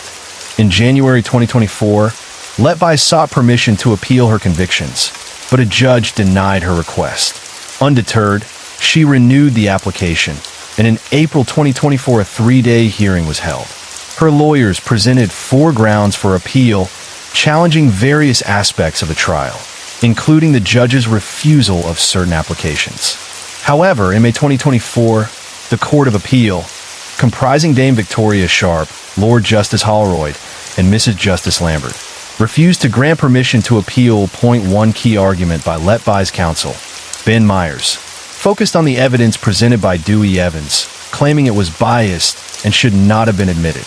The appeal judges rejected this, ruling that Evans was impartial, qualified, and that it was for the jury to weigh his evidence. Another challenge questioned the strength of the medical evidence, suggesting Letby had injected air into babies' bloodstreams.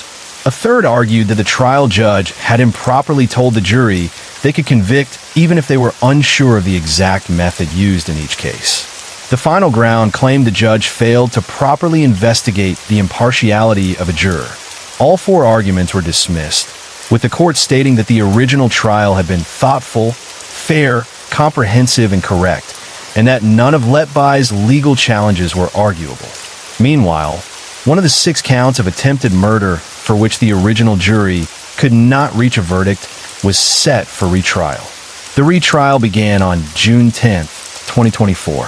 On July 2nd, Letby was found guilty, and 3 days later she was handed another whole life order, extending her previous sentence. In October 2024, Letby attempted to appeal this latest conviction, claiming that media coverage had unfairly prejudiced the trial. This appeal was also rejected by the Court of Appeal, leaving her convictions and sentences in place. After Letby's convictions, police continued to investigate whether she might have harmed other infants. Detectives focused on a series of suspicious incidents at the Countess of Chester Hospital, involving around 30 other babies, and also examined about 4,000 admissions at Liverpool Women's Hospital, where Letby had worked from 2012 to 2015. Any cases of unexplained deterioration were passed on to the authorities. At least one family was informed by police that their child's birth was part of the inquiry. Cheshire police questioned Letby under caution regarding deaths at both hospitals, and by July 2nd, 2025, the Crown Prosecution Service confirmed it was reviewing new evidence to consider possible further charges in October 2023. Cheshire Constabulary launched an investigation into corporate manslaughter at the Countess of Chester Hospital. By July 2025, 3 senior leaders from the hospital were arrested on suspicion of gross negligence manslaughter. However, after reviewing all available evidence related to 2 alleged murders and 7 attempted murders, the CPS announced in January 2026 that no new charges would be brought against Letby. Following her conviction, the British government ordered an independent inquiry into the circumstances surrounding the deaths and other incidents. The Department of Health and Social Care explained that the inquiry would examine how clinicians' concerns have been handled, though initially it was to be non-statutory, meaning witnesses could not be compelled to testify. The hospital's medical director, chief executive, and nursing director at the time all pledged full cooperation. Some, including the medical director and chief executive, had since left their positions. Families of victims and advocacy groups called for the inquiry to have statutory powers, arguing that voluntary testimony could limit its effectiveness. Support came from several high-profile figures, including former Justice Secretary Sir Robert Buckland, MPs, and the Parliamentary and Health Service Ombudsman. Despite some experts suggesting the inquiry be postponed or its terms revised over concerns about Letby's convictions, the inquiry proceeded. By August 2023, Health Secretary Steve Barclay upgraded the investigation to a statutory inquiry, ensuring witnesses could be compelled to give evidence. Lady Justice Thirlwall was appointed chair, and the inquiry's terms of reference were published in October 2023 and updated in November, formally opening the process. The public inquiry began on September 10, 2024. Colleagues testified that Letby was excited and gossipy about infant deaths, often insisted on caring for unwell babies, and reportedly felt bored handling healthier infants. She was said to have anticipated the first infant death in a way that shocked witnesses. During the hearings, former Health Secretary Jeremy Hunt apologized to the victims' families for delays in government action, that Letby's lawyers requested a pause in the inquiry while her appeal to the Criminal Cases Review Commission was considered. But Lady Justice Thirlwall denied the request in March 2025, confirming she planned to release a report by November 2025. In September 2024, Lucy Letby appointed a new defense lawyer, Mark MacDonald. A few months later, in December, MacDonald held a press conference where he announced plans to submit fresh applications to both the Court of Appeal and the Criminal Cases Review Commission. He claimed that the prosecution's key expert witness, Dr. Dewey Evans, could not be relied upon, arguing that Evans had changed his opinions about how some of the babies had died. That MacDonald also revealed that several medical experts were now reviewing the cases without payment. According to him, 2 expert reports focused on Child C and Child O had already been completed, and both concluded that there was no evidence of deliberate harm. After the press conference, Dewey Evans strongly rejected these claims. He said McDonald's accusations were inaccurate and unsupported. Evans stated that the only correction he made was to the date of child C's death, which he described as a simple administrative error by the prosecution. However, critics later pointed out that some of Evans' post-trial comments appeared to differ from what he had said during the trial. On February 4th, 2025, Letby's legal team formally applied for her case to be reviewed as a possible miscarriage of justice. At the same time, the findings of an independent panel of 14 international medical experts were released. The panel was led by Professor Shu Lee, a retired neonatologist from the University of Toronto. The panel concluded that there was no medical evidence proving that Lucy Letby deliberately harmed or murdered babies at the Countess of Chester Hospital. Instead, they stated that many of the deaths could be explained by natural causes or poor medical care, including staff shortages and delays in treatment. These conclusions directly challenged the safety of Letby's convictions. Following these developments, pressure grew on the UK healthcare system. The British Medical Association called for stronger accountability for NHS managers, similar to how doctors can be disciplined for harming patients. A neonatal consultant who had earlier raised concerns about Letby also demanded tighter regulation of hospital management. The Parliamentary and Health Service Ombudsman called for major reforms within the NHS to prevent similar tragedies in the future.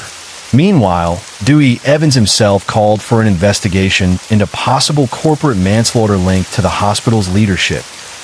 NHS England responded by stating that it was committed to learning lessons from the case to ensure such events never happen again. In August 2023, it was announced that the nursing director at the Countess of Chester Hospital during Letby's time there had been suspended, and the Nursing and Midwifery Council launched an investigation into her professional conduct. Several senior hospital figures were accused of ignoring earlier warnings. Reports also emerged that the British government was exploring ways to stop Letby's pension, as NHS rules allow pensions to be withdrawn after convictions for serious crimes. Lucy Letby has consistently maintained her innocence and continues to have support from some friends and former colleagues. A number of medical and scientific experts have publicly questioned the evidence used to convict her. Some critics argue that the jury did not hear a fully balanced case, as the defense called only 2 witnesses during the trial. Although the Court of Appeal has rejected multiple challenges so far, doubts about the reliability of the convictions have continued to surface in the media. Much of the medical evidence presented at trial has since been criticized by experts across many fields, including neonatology, pathology, biochemistry, and forensic toxicology.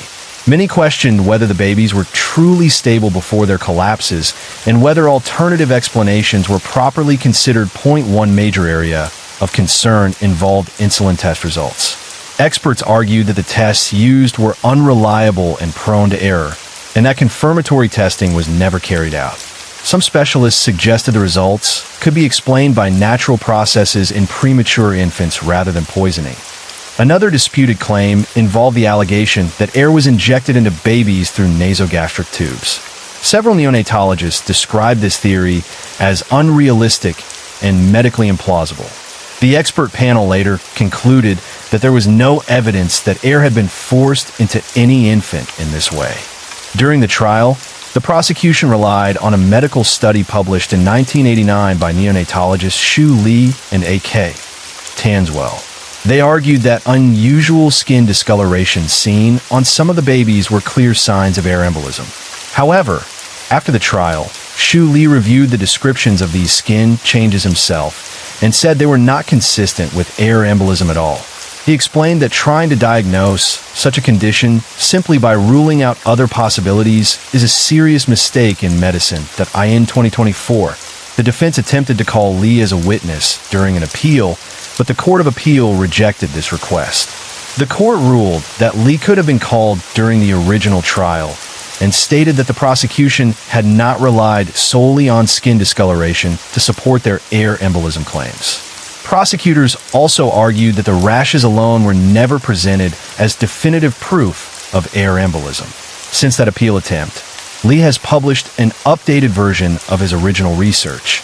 In this revised paper, he argued that venous air embolism has never been medically documented to cause patchy skin discoloration, a conclusion that further weakens the prosecution's argument. Additional doubts were raised by Abid Kazi, a former NHS pediatric surgeon. His earlier case report on air embolism had been cited by the prosecution's lead expert witness. After reviewing one of the infant's cases, Kazi said he was highly skeptical about the diagnosis and stated that he believed Lucy Letby had become a victim of failures within the NHS system. The independent medical panel led by Shu Lee also concluded that there was no evidence of air embolism and suggested alternative explanations for the baby's collapses. Another major dispute focused on liver damage found during the post-mortem examination of Child O. The prosecution claimed this injury could only have resulted from deliberate harm. This directly contradicted the original pathologist, who had concluded that the damage was due to natural causes. A senior perinatal pathologist later reviewed the case and said she had seen similar liver injuries occur naturally in newborns. She described the prosecution expert's conclusion as naive and supported the original findings. Medical research has documented hundreds of comparable cases of liver damage occurring naturally in neonates. 2 neonatologists working with the defense later suggested that Child O's liver may have been accidentally punctured when a doctor inserted a needle incorrectly. The prosecution pathologist and an independent BBC expert both rejected the idea of needle injury, stating that there was no physical evidence to support it. However, the BBC expert also said it was unlikely that the liver damage had been caused deliberately. The Shu Lee panel concluded that while a medical needle may have penetrated the liver, it was highly likely that the injury initially resulted from a traumatic birth. They dismissed the prosecution's theory of blunt force trauma as implausible. Neonatologist Mike Hall, who had been hired by Letby's first defense team but was never called to testify, disagreed with the panel's traumatic delivery explanation. Despite this, he maintained that there was still no evidence to suggest the injury had been deliberately inflicted. Lucy Letby was convicted of attempting to kill Child K based on the claim that she deliberately dislodged the infant's breathing tube. However, medical experts have questioned how this conclusion was reached when no one actually witnessed the tube being dislodged. They also pointed out that accidental dislodgement of breathing tubes in premature infants is extremely common. The independent medical panel led by Shu Lee later stated that there was no evidence the tube had been dislodged at all.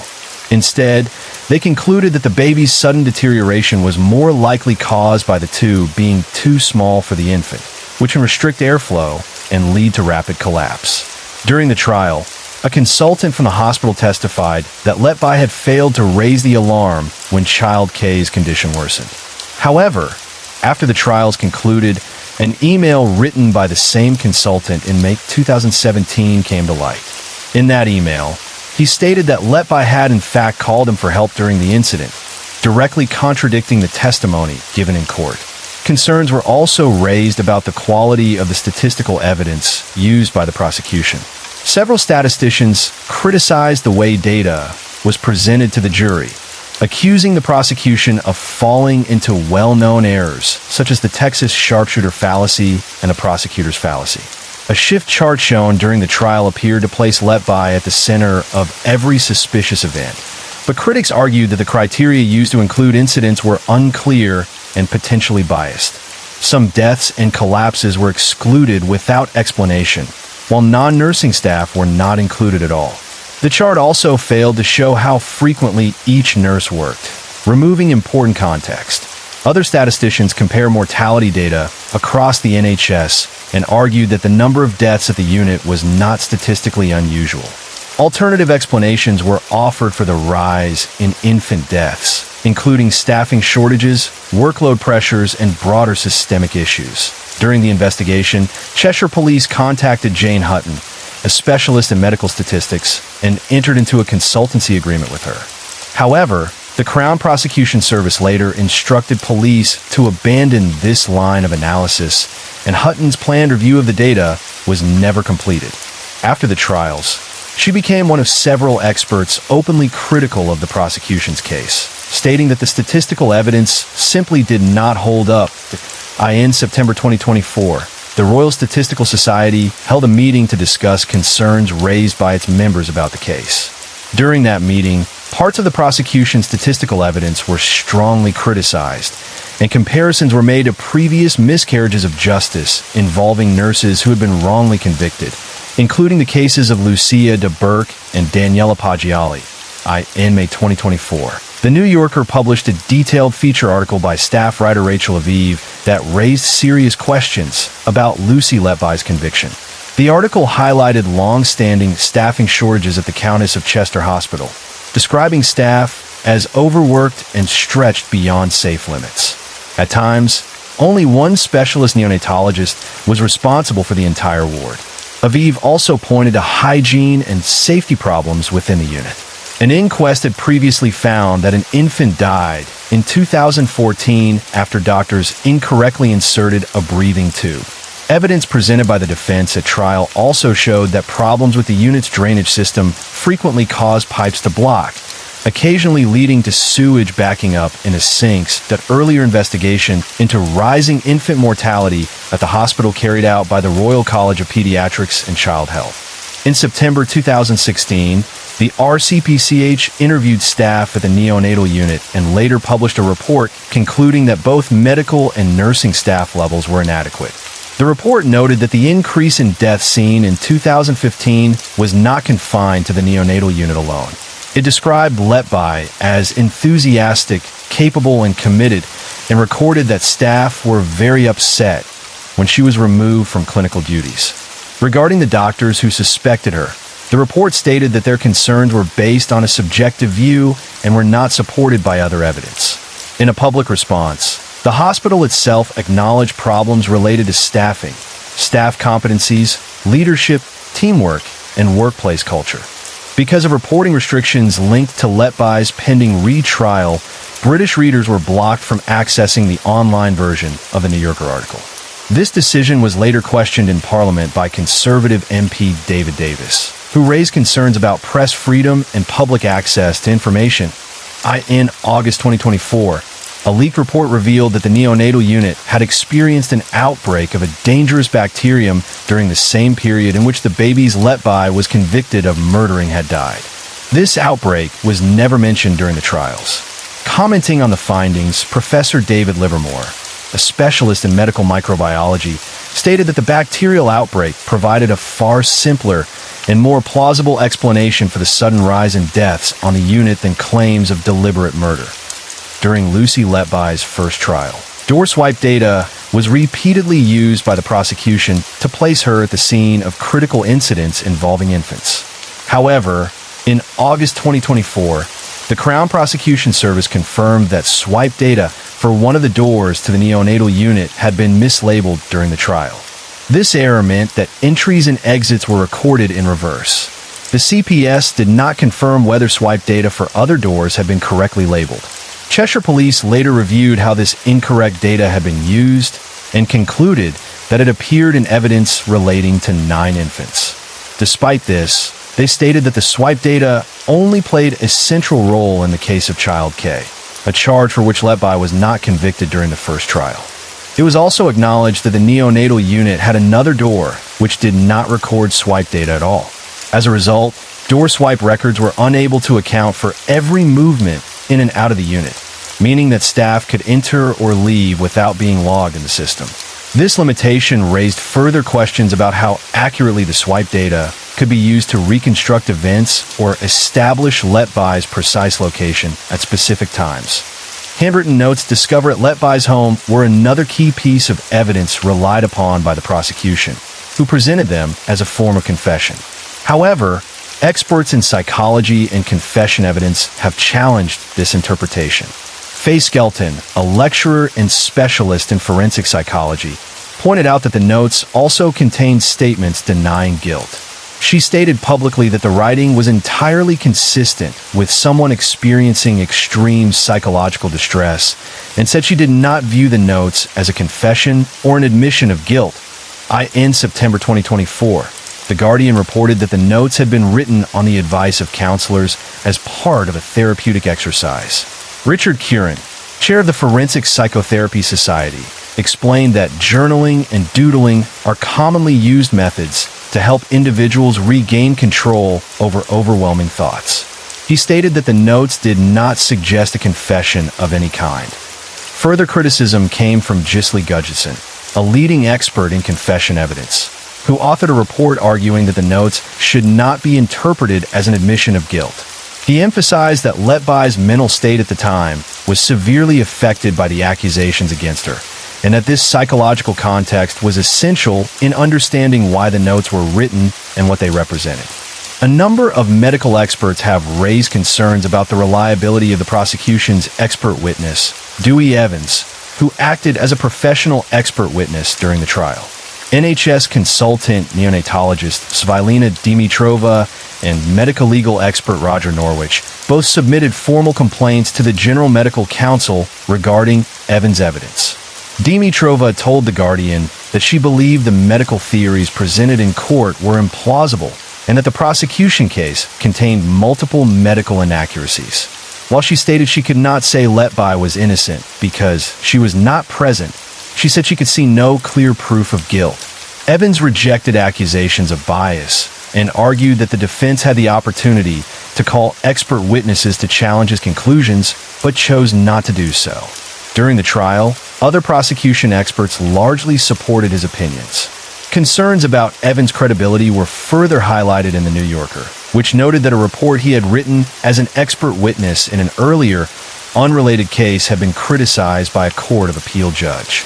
That judge described the report as worthless, stating that it contained opinions that were tendentious and partisan, and extended beyond Evans' professional expertise.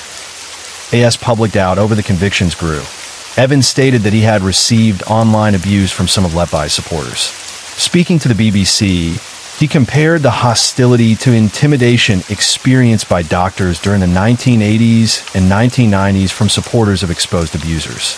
Evans argued that many people struggle to accept that a serial killer could be a young, white, English nurse from a respectable background who appeared ordinary and unnoticed. He drew comparisons to cases such as Harold Shipman and Jimmy Savile, saying that appearing normal was often crucial to offenders avoiding suspicion. Barristers representing the infants' families described the growing doubts about the convictions as conspiracy theories, some of which they said were deeply offensive and distressing for the families. They argued that the Thorwall inquiry should be publicly live-streamed to counter misinformation, stating that such doubts often grow in secrecy and that greater transparency would reduce speculation.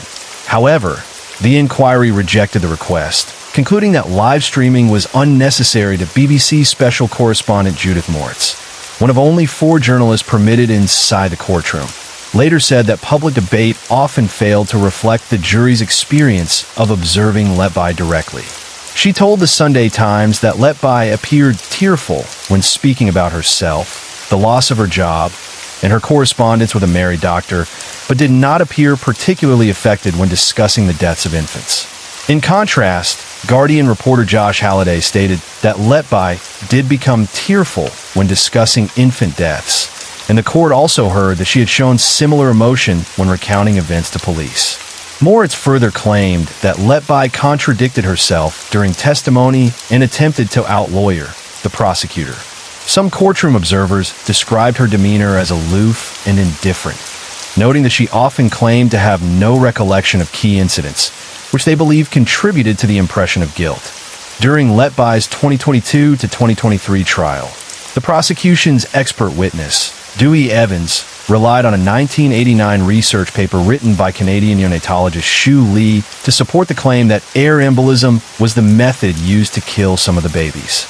Shu Lee, who is also the president of the Canadian Neonatal Foundation, was not called as a witness at the trial and was unaware that his research had been used until after the verdict. Once he learned how his work had been referenced in the case, Lee became concerned that it had been misinterpreted and misapplied. After Letby's application for permission to appeal was refused in 2024, Lee decided to take further action. He assembled an independent panel of 14 medical experts from 6 different countries to review all of the cases presented at Letby's trials. The panel was given access to medical records and relevant witness testimony through Letby's barrister. None of the experts accepted payment, and they agreed in advance that the findings would be published regardless of whether the conclusions supported Letby or not. On February 3rd, 2025, Shuli appeared at a press conference alongside Letby's barrister Mark MacDonald, Member of Parliament David Davis, and neonatologist Nina Modi, a former president of the Royal College of Pediatrics and Child Health. Lee stated that the expert panel found no evidence of murder in any of the cases. He said that, in their view, all deaths and injuries could be explained by natural causes, substandard medical care, or a combination of both. At the same time, Letby's legal team formally applied to the Criminal Cases Review Commission, the body responsible for investigating potential miscarriages of justice, requesting a full review of her convictions. Case 4 Jennifer Ray Cave was born on March 12, 1984, and grew up in a family of 5 sisters. Her early years were spent in Texas, where she attended school in Bishop. During her high school years, she made a significant move to Corpus Christi, a city that would play an important role in the next chapters of her life. That be why the year 2002, Jennifer had graduated from Mary Carroll High School in Corpus Christi. Shortly after graduation, in August of that same year, she set out on a new journey, traveling to San Marcos, Texas, to pursue higher education at Texas State University.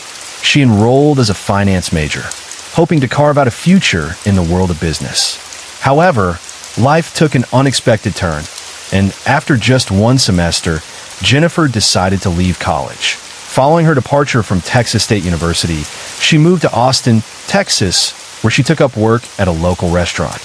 During this period, she also briefly attended Austin Community College at the Riverside campus, exploring her options and trying to find her path. It was during this time that Jennifer began working for a law firm as a legal assistant, taking steps into the professional world and building the life she hoped to lead. Little did anyone know that her promising journey would soon be tragically cut short, marking the beginning of a story that would capture public attention and remain etched in the memories of those who followed her case. Colton Aaron Petoniak grew up in Bryant, Arkansas, part of the greater Little Rock area. From a young age, he showed remarkable academic talent. He attended Christ the King School and later Catholic High School for Boys in Little Rock, where he excelled in his studies. Colton was recognized as a National Merit Scholar, and by the year 2000, he had become one of 7 senior finalists at his high school and counted among 166 senior finalists in the entire state. His exceptional grades earned him a scholarship to attend the University of Texas at Austin, where he pursued a degree in finance. Despite his academic success, Colton's life was not without struggles. At one point, he entered a rehabilitation program to address issues with drugs. In 2004, police discovered cocaine, prescription sleeping pills obtained illegally, and anxiety medication in his apartment, leading to his arrest for possession of illegal substances. However, authorities noted that he had no prior record of violent crime, and there had been no reported conflict between Colton and Jennifer Ray Cave prior to the tragic events that would unfold. Laura Ashley Hall was another figure in this story, a University of Texas at Austin student who had once been Colton's girlfriend. Before she faced re-imprisonment beginning in 2010, Laura lived with her parents in the area around Bandera, Texas. She had aspirations of becoming a lawyer and had plans to take the law school admission test, hoping to build a future in law. These individuals' lives, each with its own ambitions and struggles, would eventually intersect in ways that would shock their communities and leave a lasting mark on those who followed their story. The events of August 16, 2005, would forever change the lives of everyone involved. On that day, Jennifer Ray Cave and Colton Petoniak went out to Austin's famous 6th Street to celebrate Jennifer's new job. The night began like any other, with dinner and laughter, the promise of a fresh start hanging in the air. But what started as a celebration would quickly turn into a night of unimaginable horror. Later that evening, Jennifer returned with Colton to his apartment at the Orange Tree Condominiums, located on Rio Grande Street in Austin's West Campus. What happened inside those walls stunned the community. According to prosecutors, the murder was shocking not just for its act, but for its method. Colton shot Jennifer through the arm, the bullet striking her chest and heart, killing her almost instantly.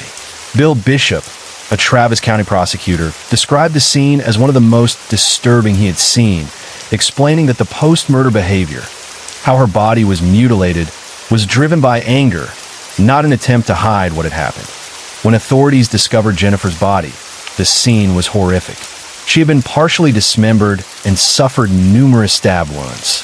A hacksaw had been placed on her abdomen, and she had been shot once more in the head after her death. Toxicology reports later revealed that at the time of her murder, Jennifer had alcohol, marijuana, and methamphetamine in her system, adding another layer of complexity to the tragic events of that night.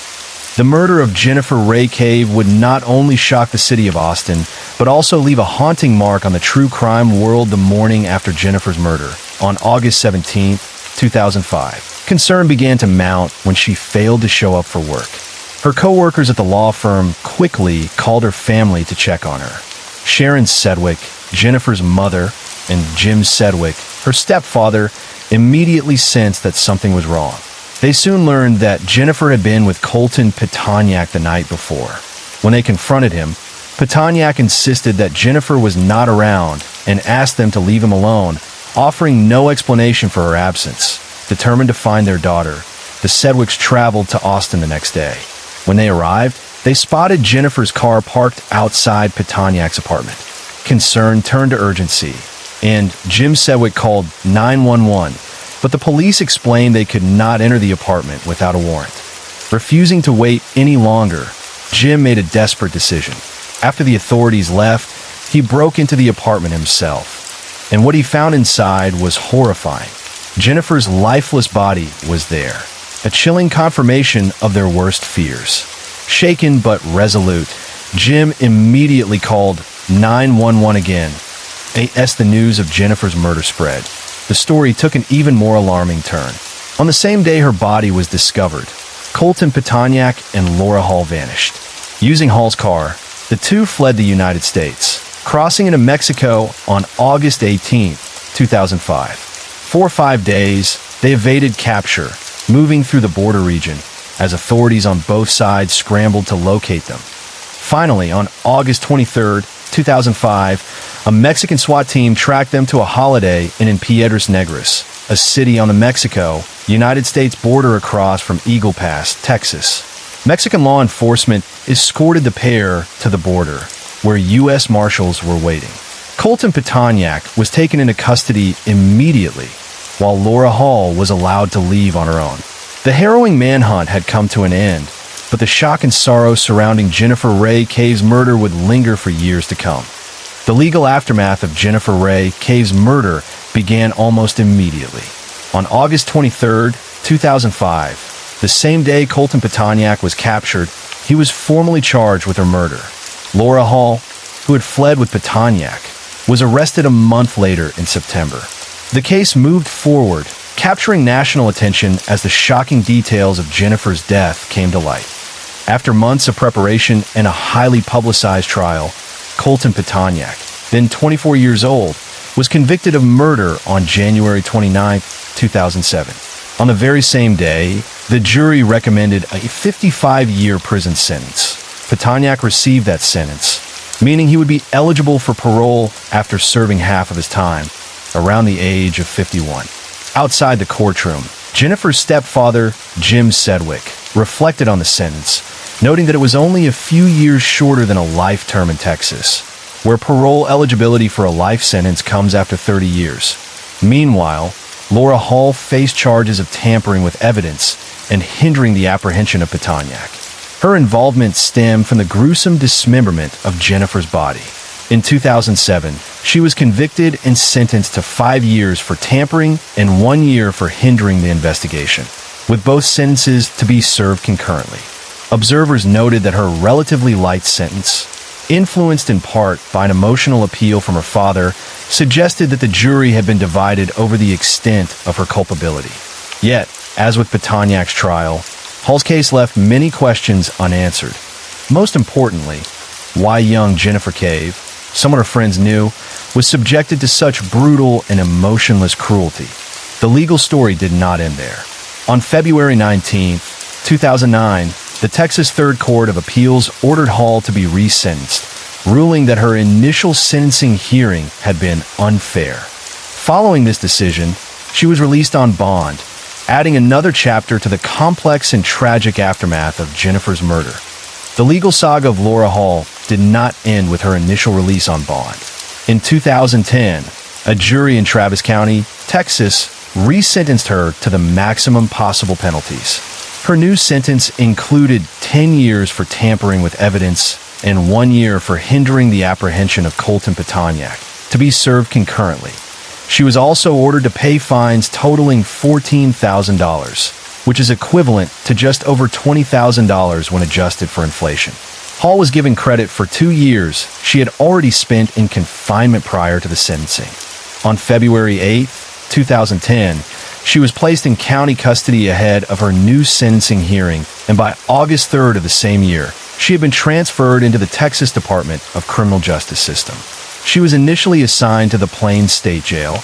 Parole decisions followed over the years, reflecting the ongoing scrutiny of her case. On October 28, 2011, Hall was denied parole but became eligible again in November 2012. In 2014, the Texas Board of Pardons and Paroles again denied her request for early release. By 2016, she remained incarcerated, this time in a Lockhart unit. Finally, on March 15, 2018, Laura Hall was released on parole under mandatory supervision. Her release came with strict conditions. She was placed under GPS monitoring and forbidden from returning to Travis County or contacting the K family until the completion of her prison sentence in August of that year. Colton Petoniak's sentence, meanwhile, remains far longer. As of 2023, he is still serving his 55-year sentence and is incarcerated at the Memorial Unit in Rocheron, Texas. He will be eligible for parole once he has served half of his sentence, which would place him around 51 years of age at the time of eligibility. The story of Jennifer Ray Cave, her tragic death, and the consequences for those involved continues to resonate, serving as a chilling reminder of how quickly lives can be destroyed and the lasting impact of one horrific night on everyone connected to it. The tragic story of Jennifer Ray Cave did not end with her death. Her family and community mourned deeply. Her visitation was held on Monday, August 22, 2005, at the Seaside Funeral Home, followed by her funeral on Tuesday, August 23rd, at All Saints Episcopal Church. She was laid to rest in a private ceremony, surrounded by her loved ones who were left grappling with the enormity of her loss. Jennifer's story, horrific as it was, continued to resonate far beyond the city of Austin. In 2008, investigative author Catherine Casey published a book detailing the case, titled A Descent into Hell, the true story of an altar boy, a cheerleader, and a twisted Texas murder. The book explored not only the shocking events of Jennifer's death, but also the complex personalities and circumstances surrounding those involved, giving readers a chilling glimpse into the dark reality of the crime. The murder also drew national attention through television. In 2011, CBS's 48 Hours aired a special episode called 48 Hours, In Too Deep, focusing on Laura Hall and examining both the crime and its aftermath, including the legal battles and emotional toll on those connected to the case. More than a decade later, in 2020, Jennifer's story reached a new generation through audio storytelling. The Orange Tree, a 7-part podcast produced by The Drag, an audio production house at the University of Texas, took an in-depth look at her life, the brutal murder, the trials, and the appeals. Through these narratives, Jennifer's story has remained in the public consciousness, a haunting reminder of the fragility of life and the lasting impact of a single tragic night.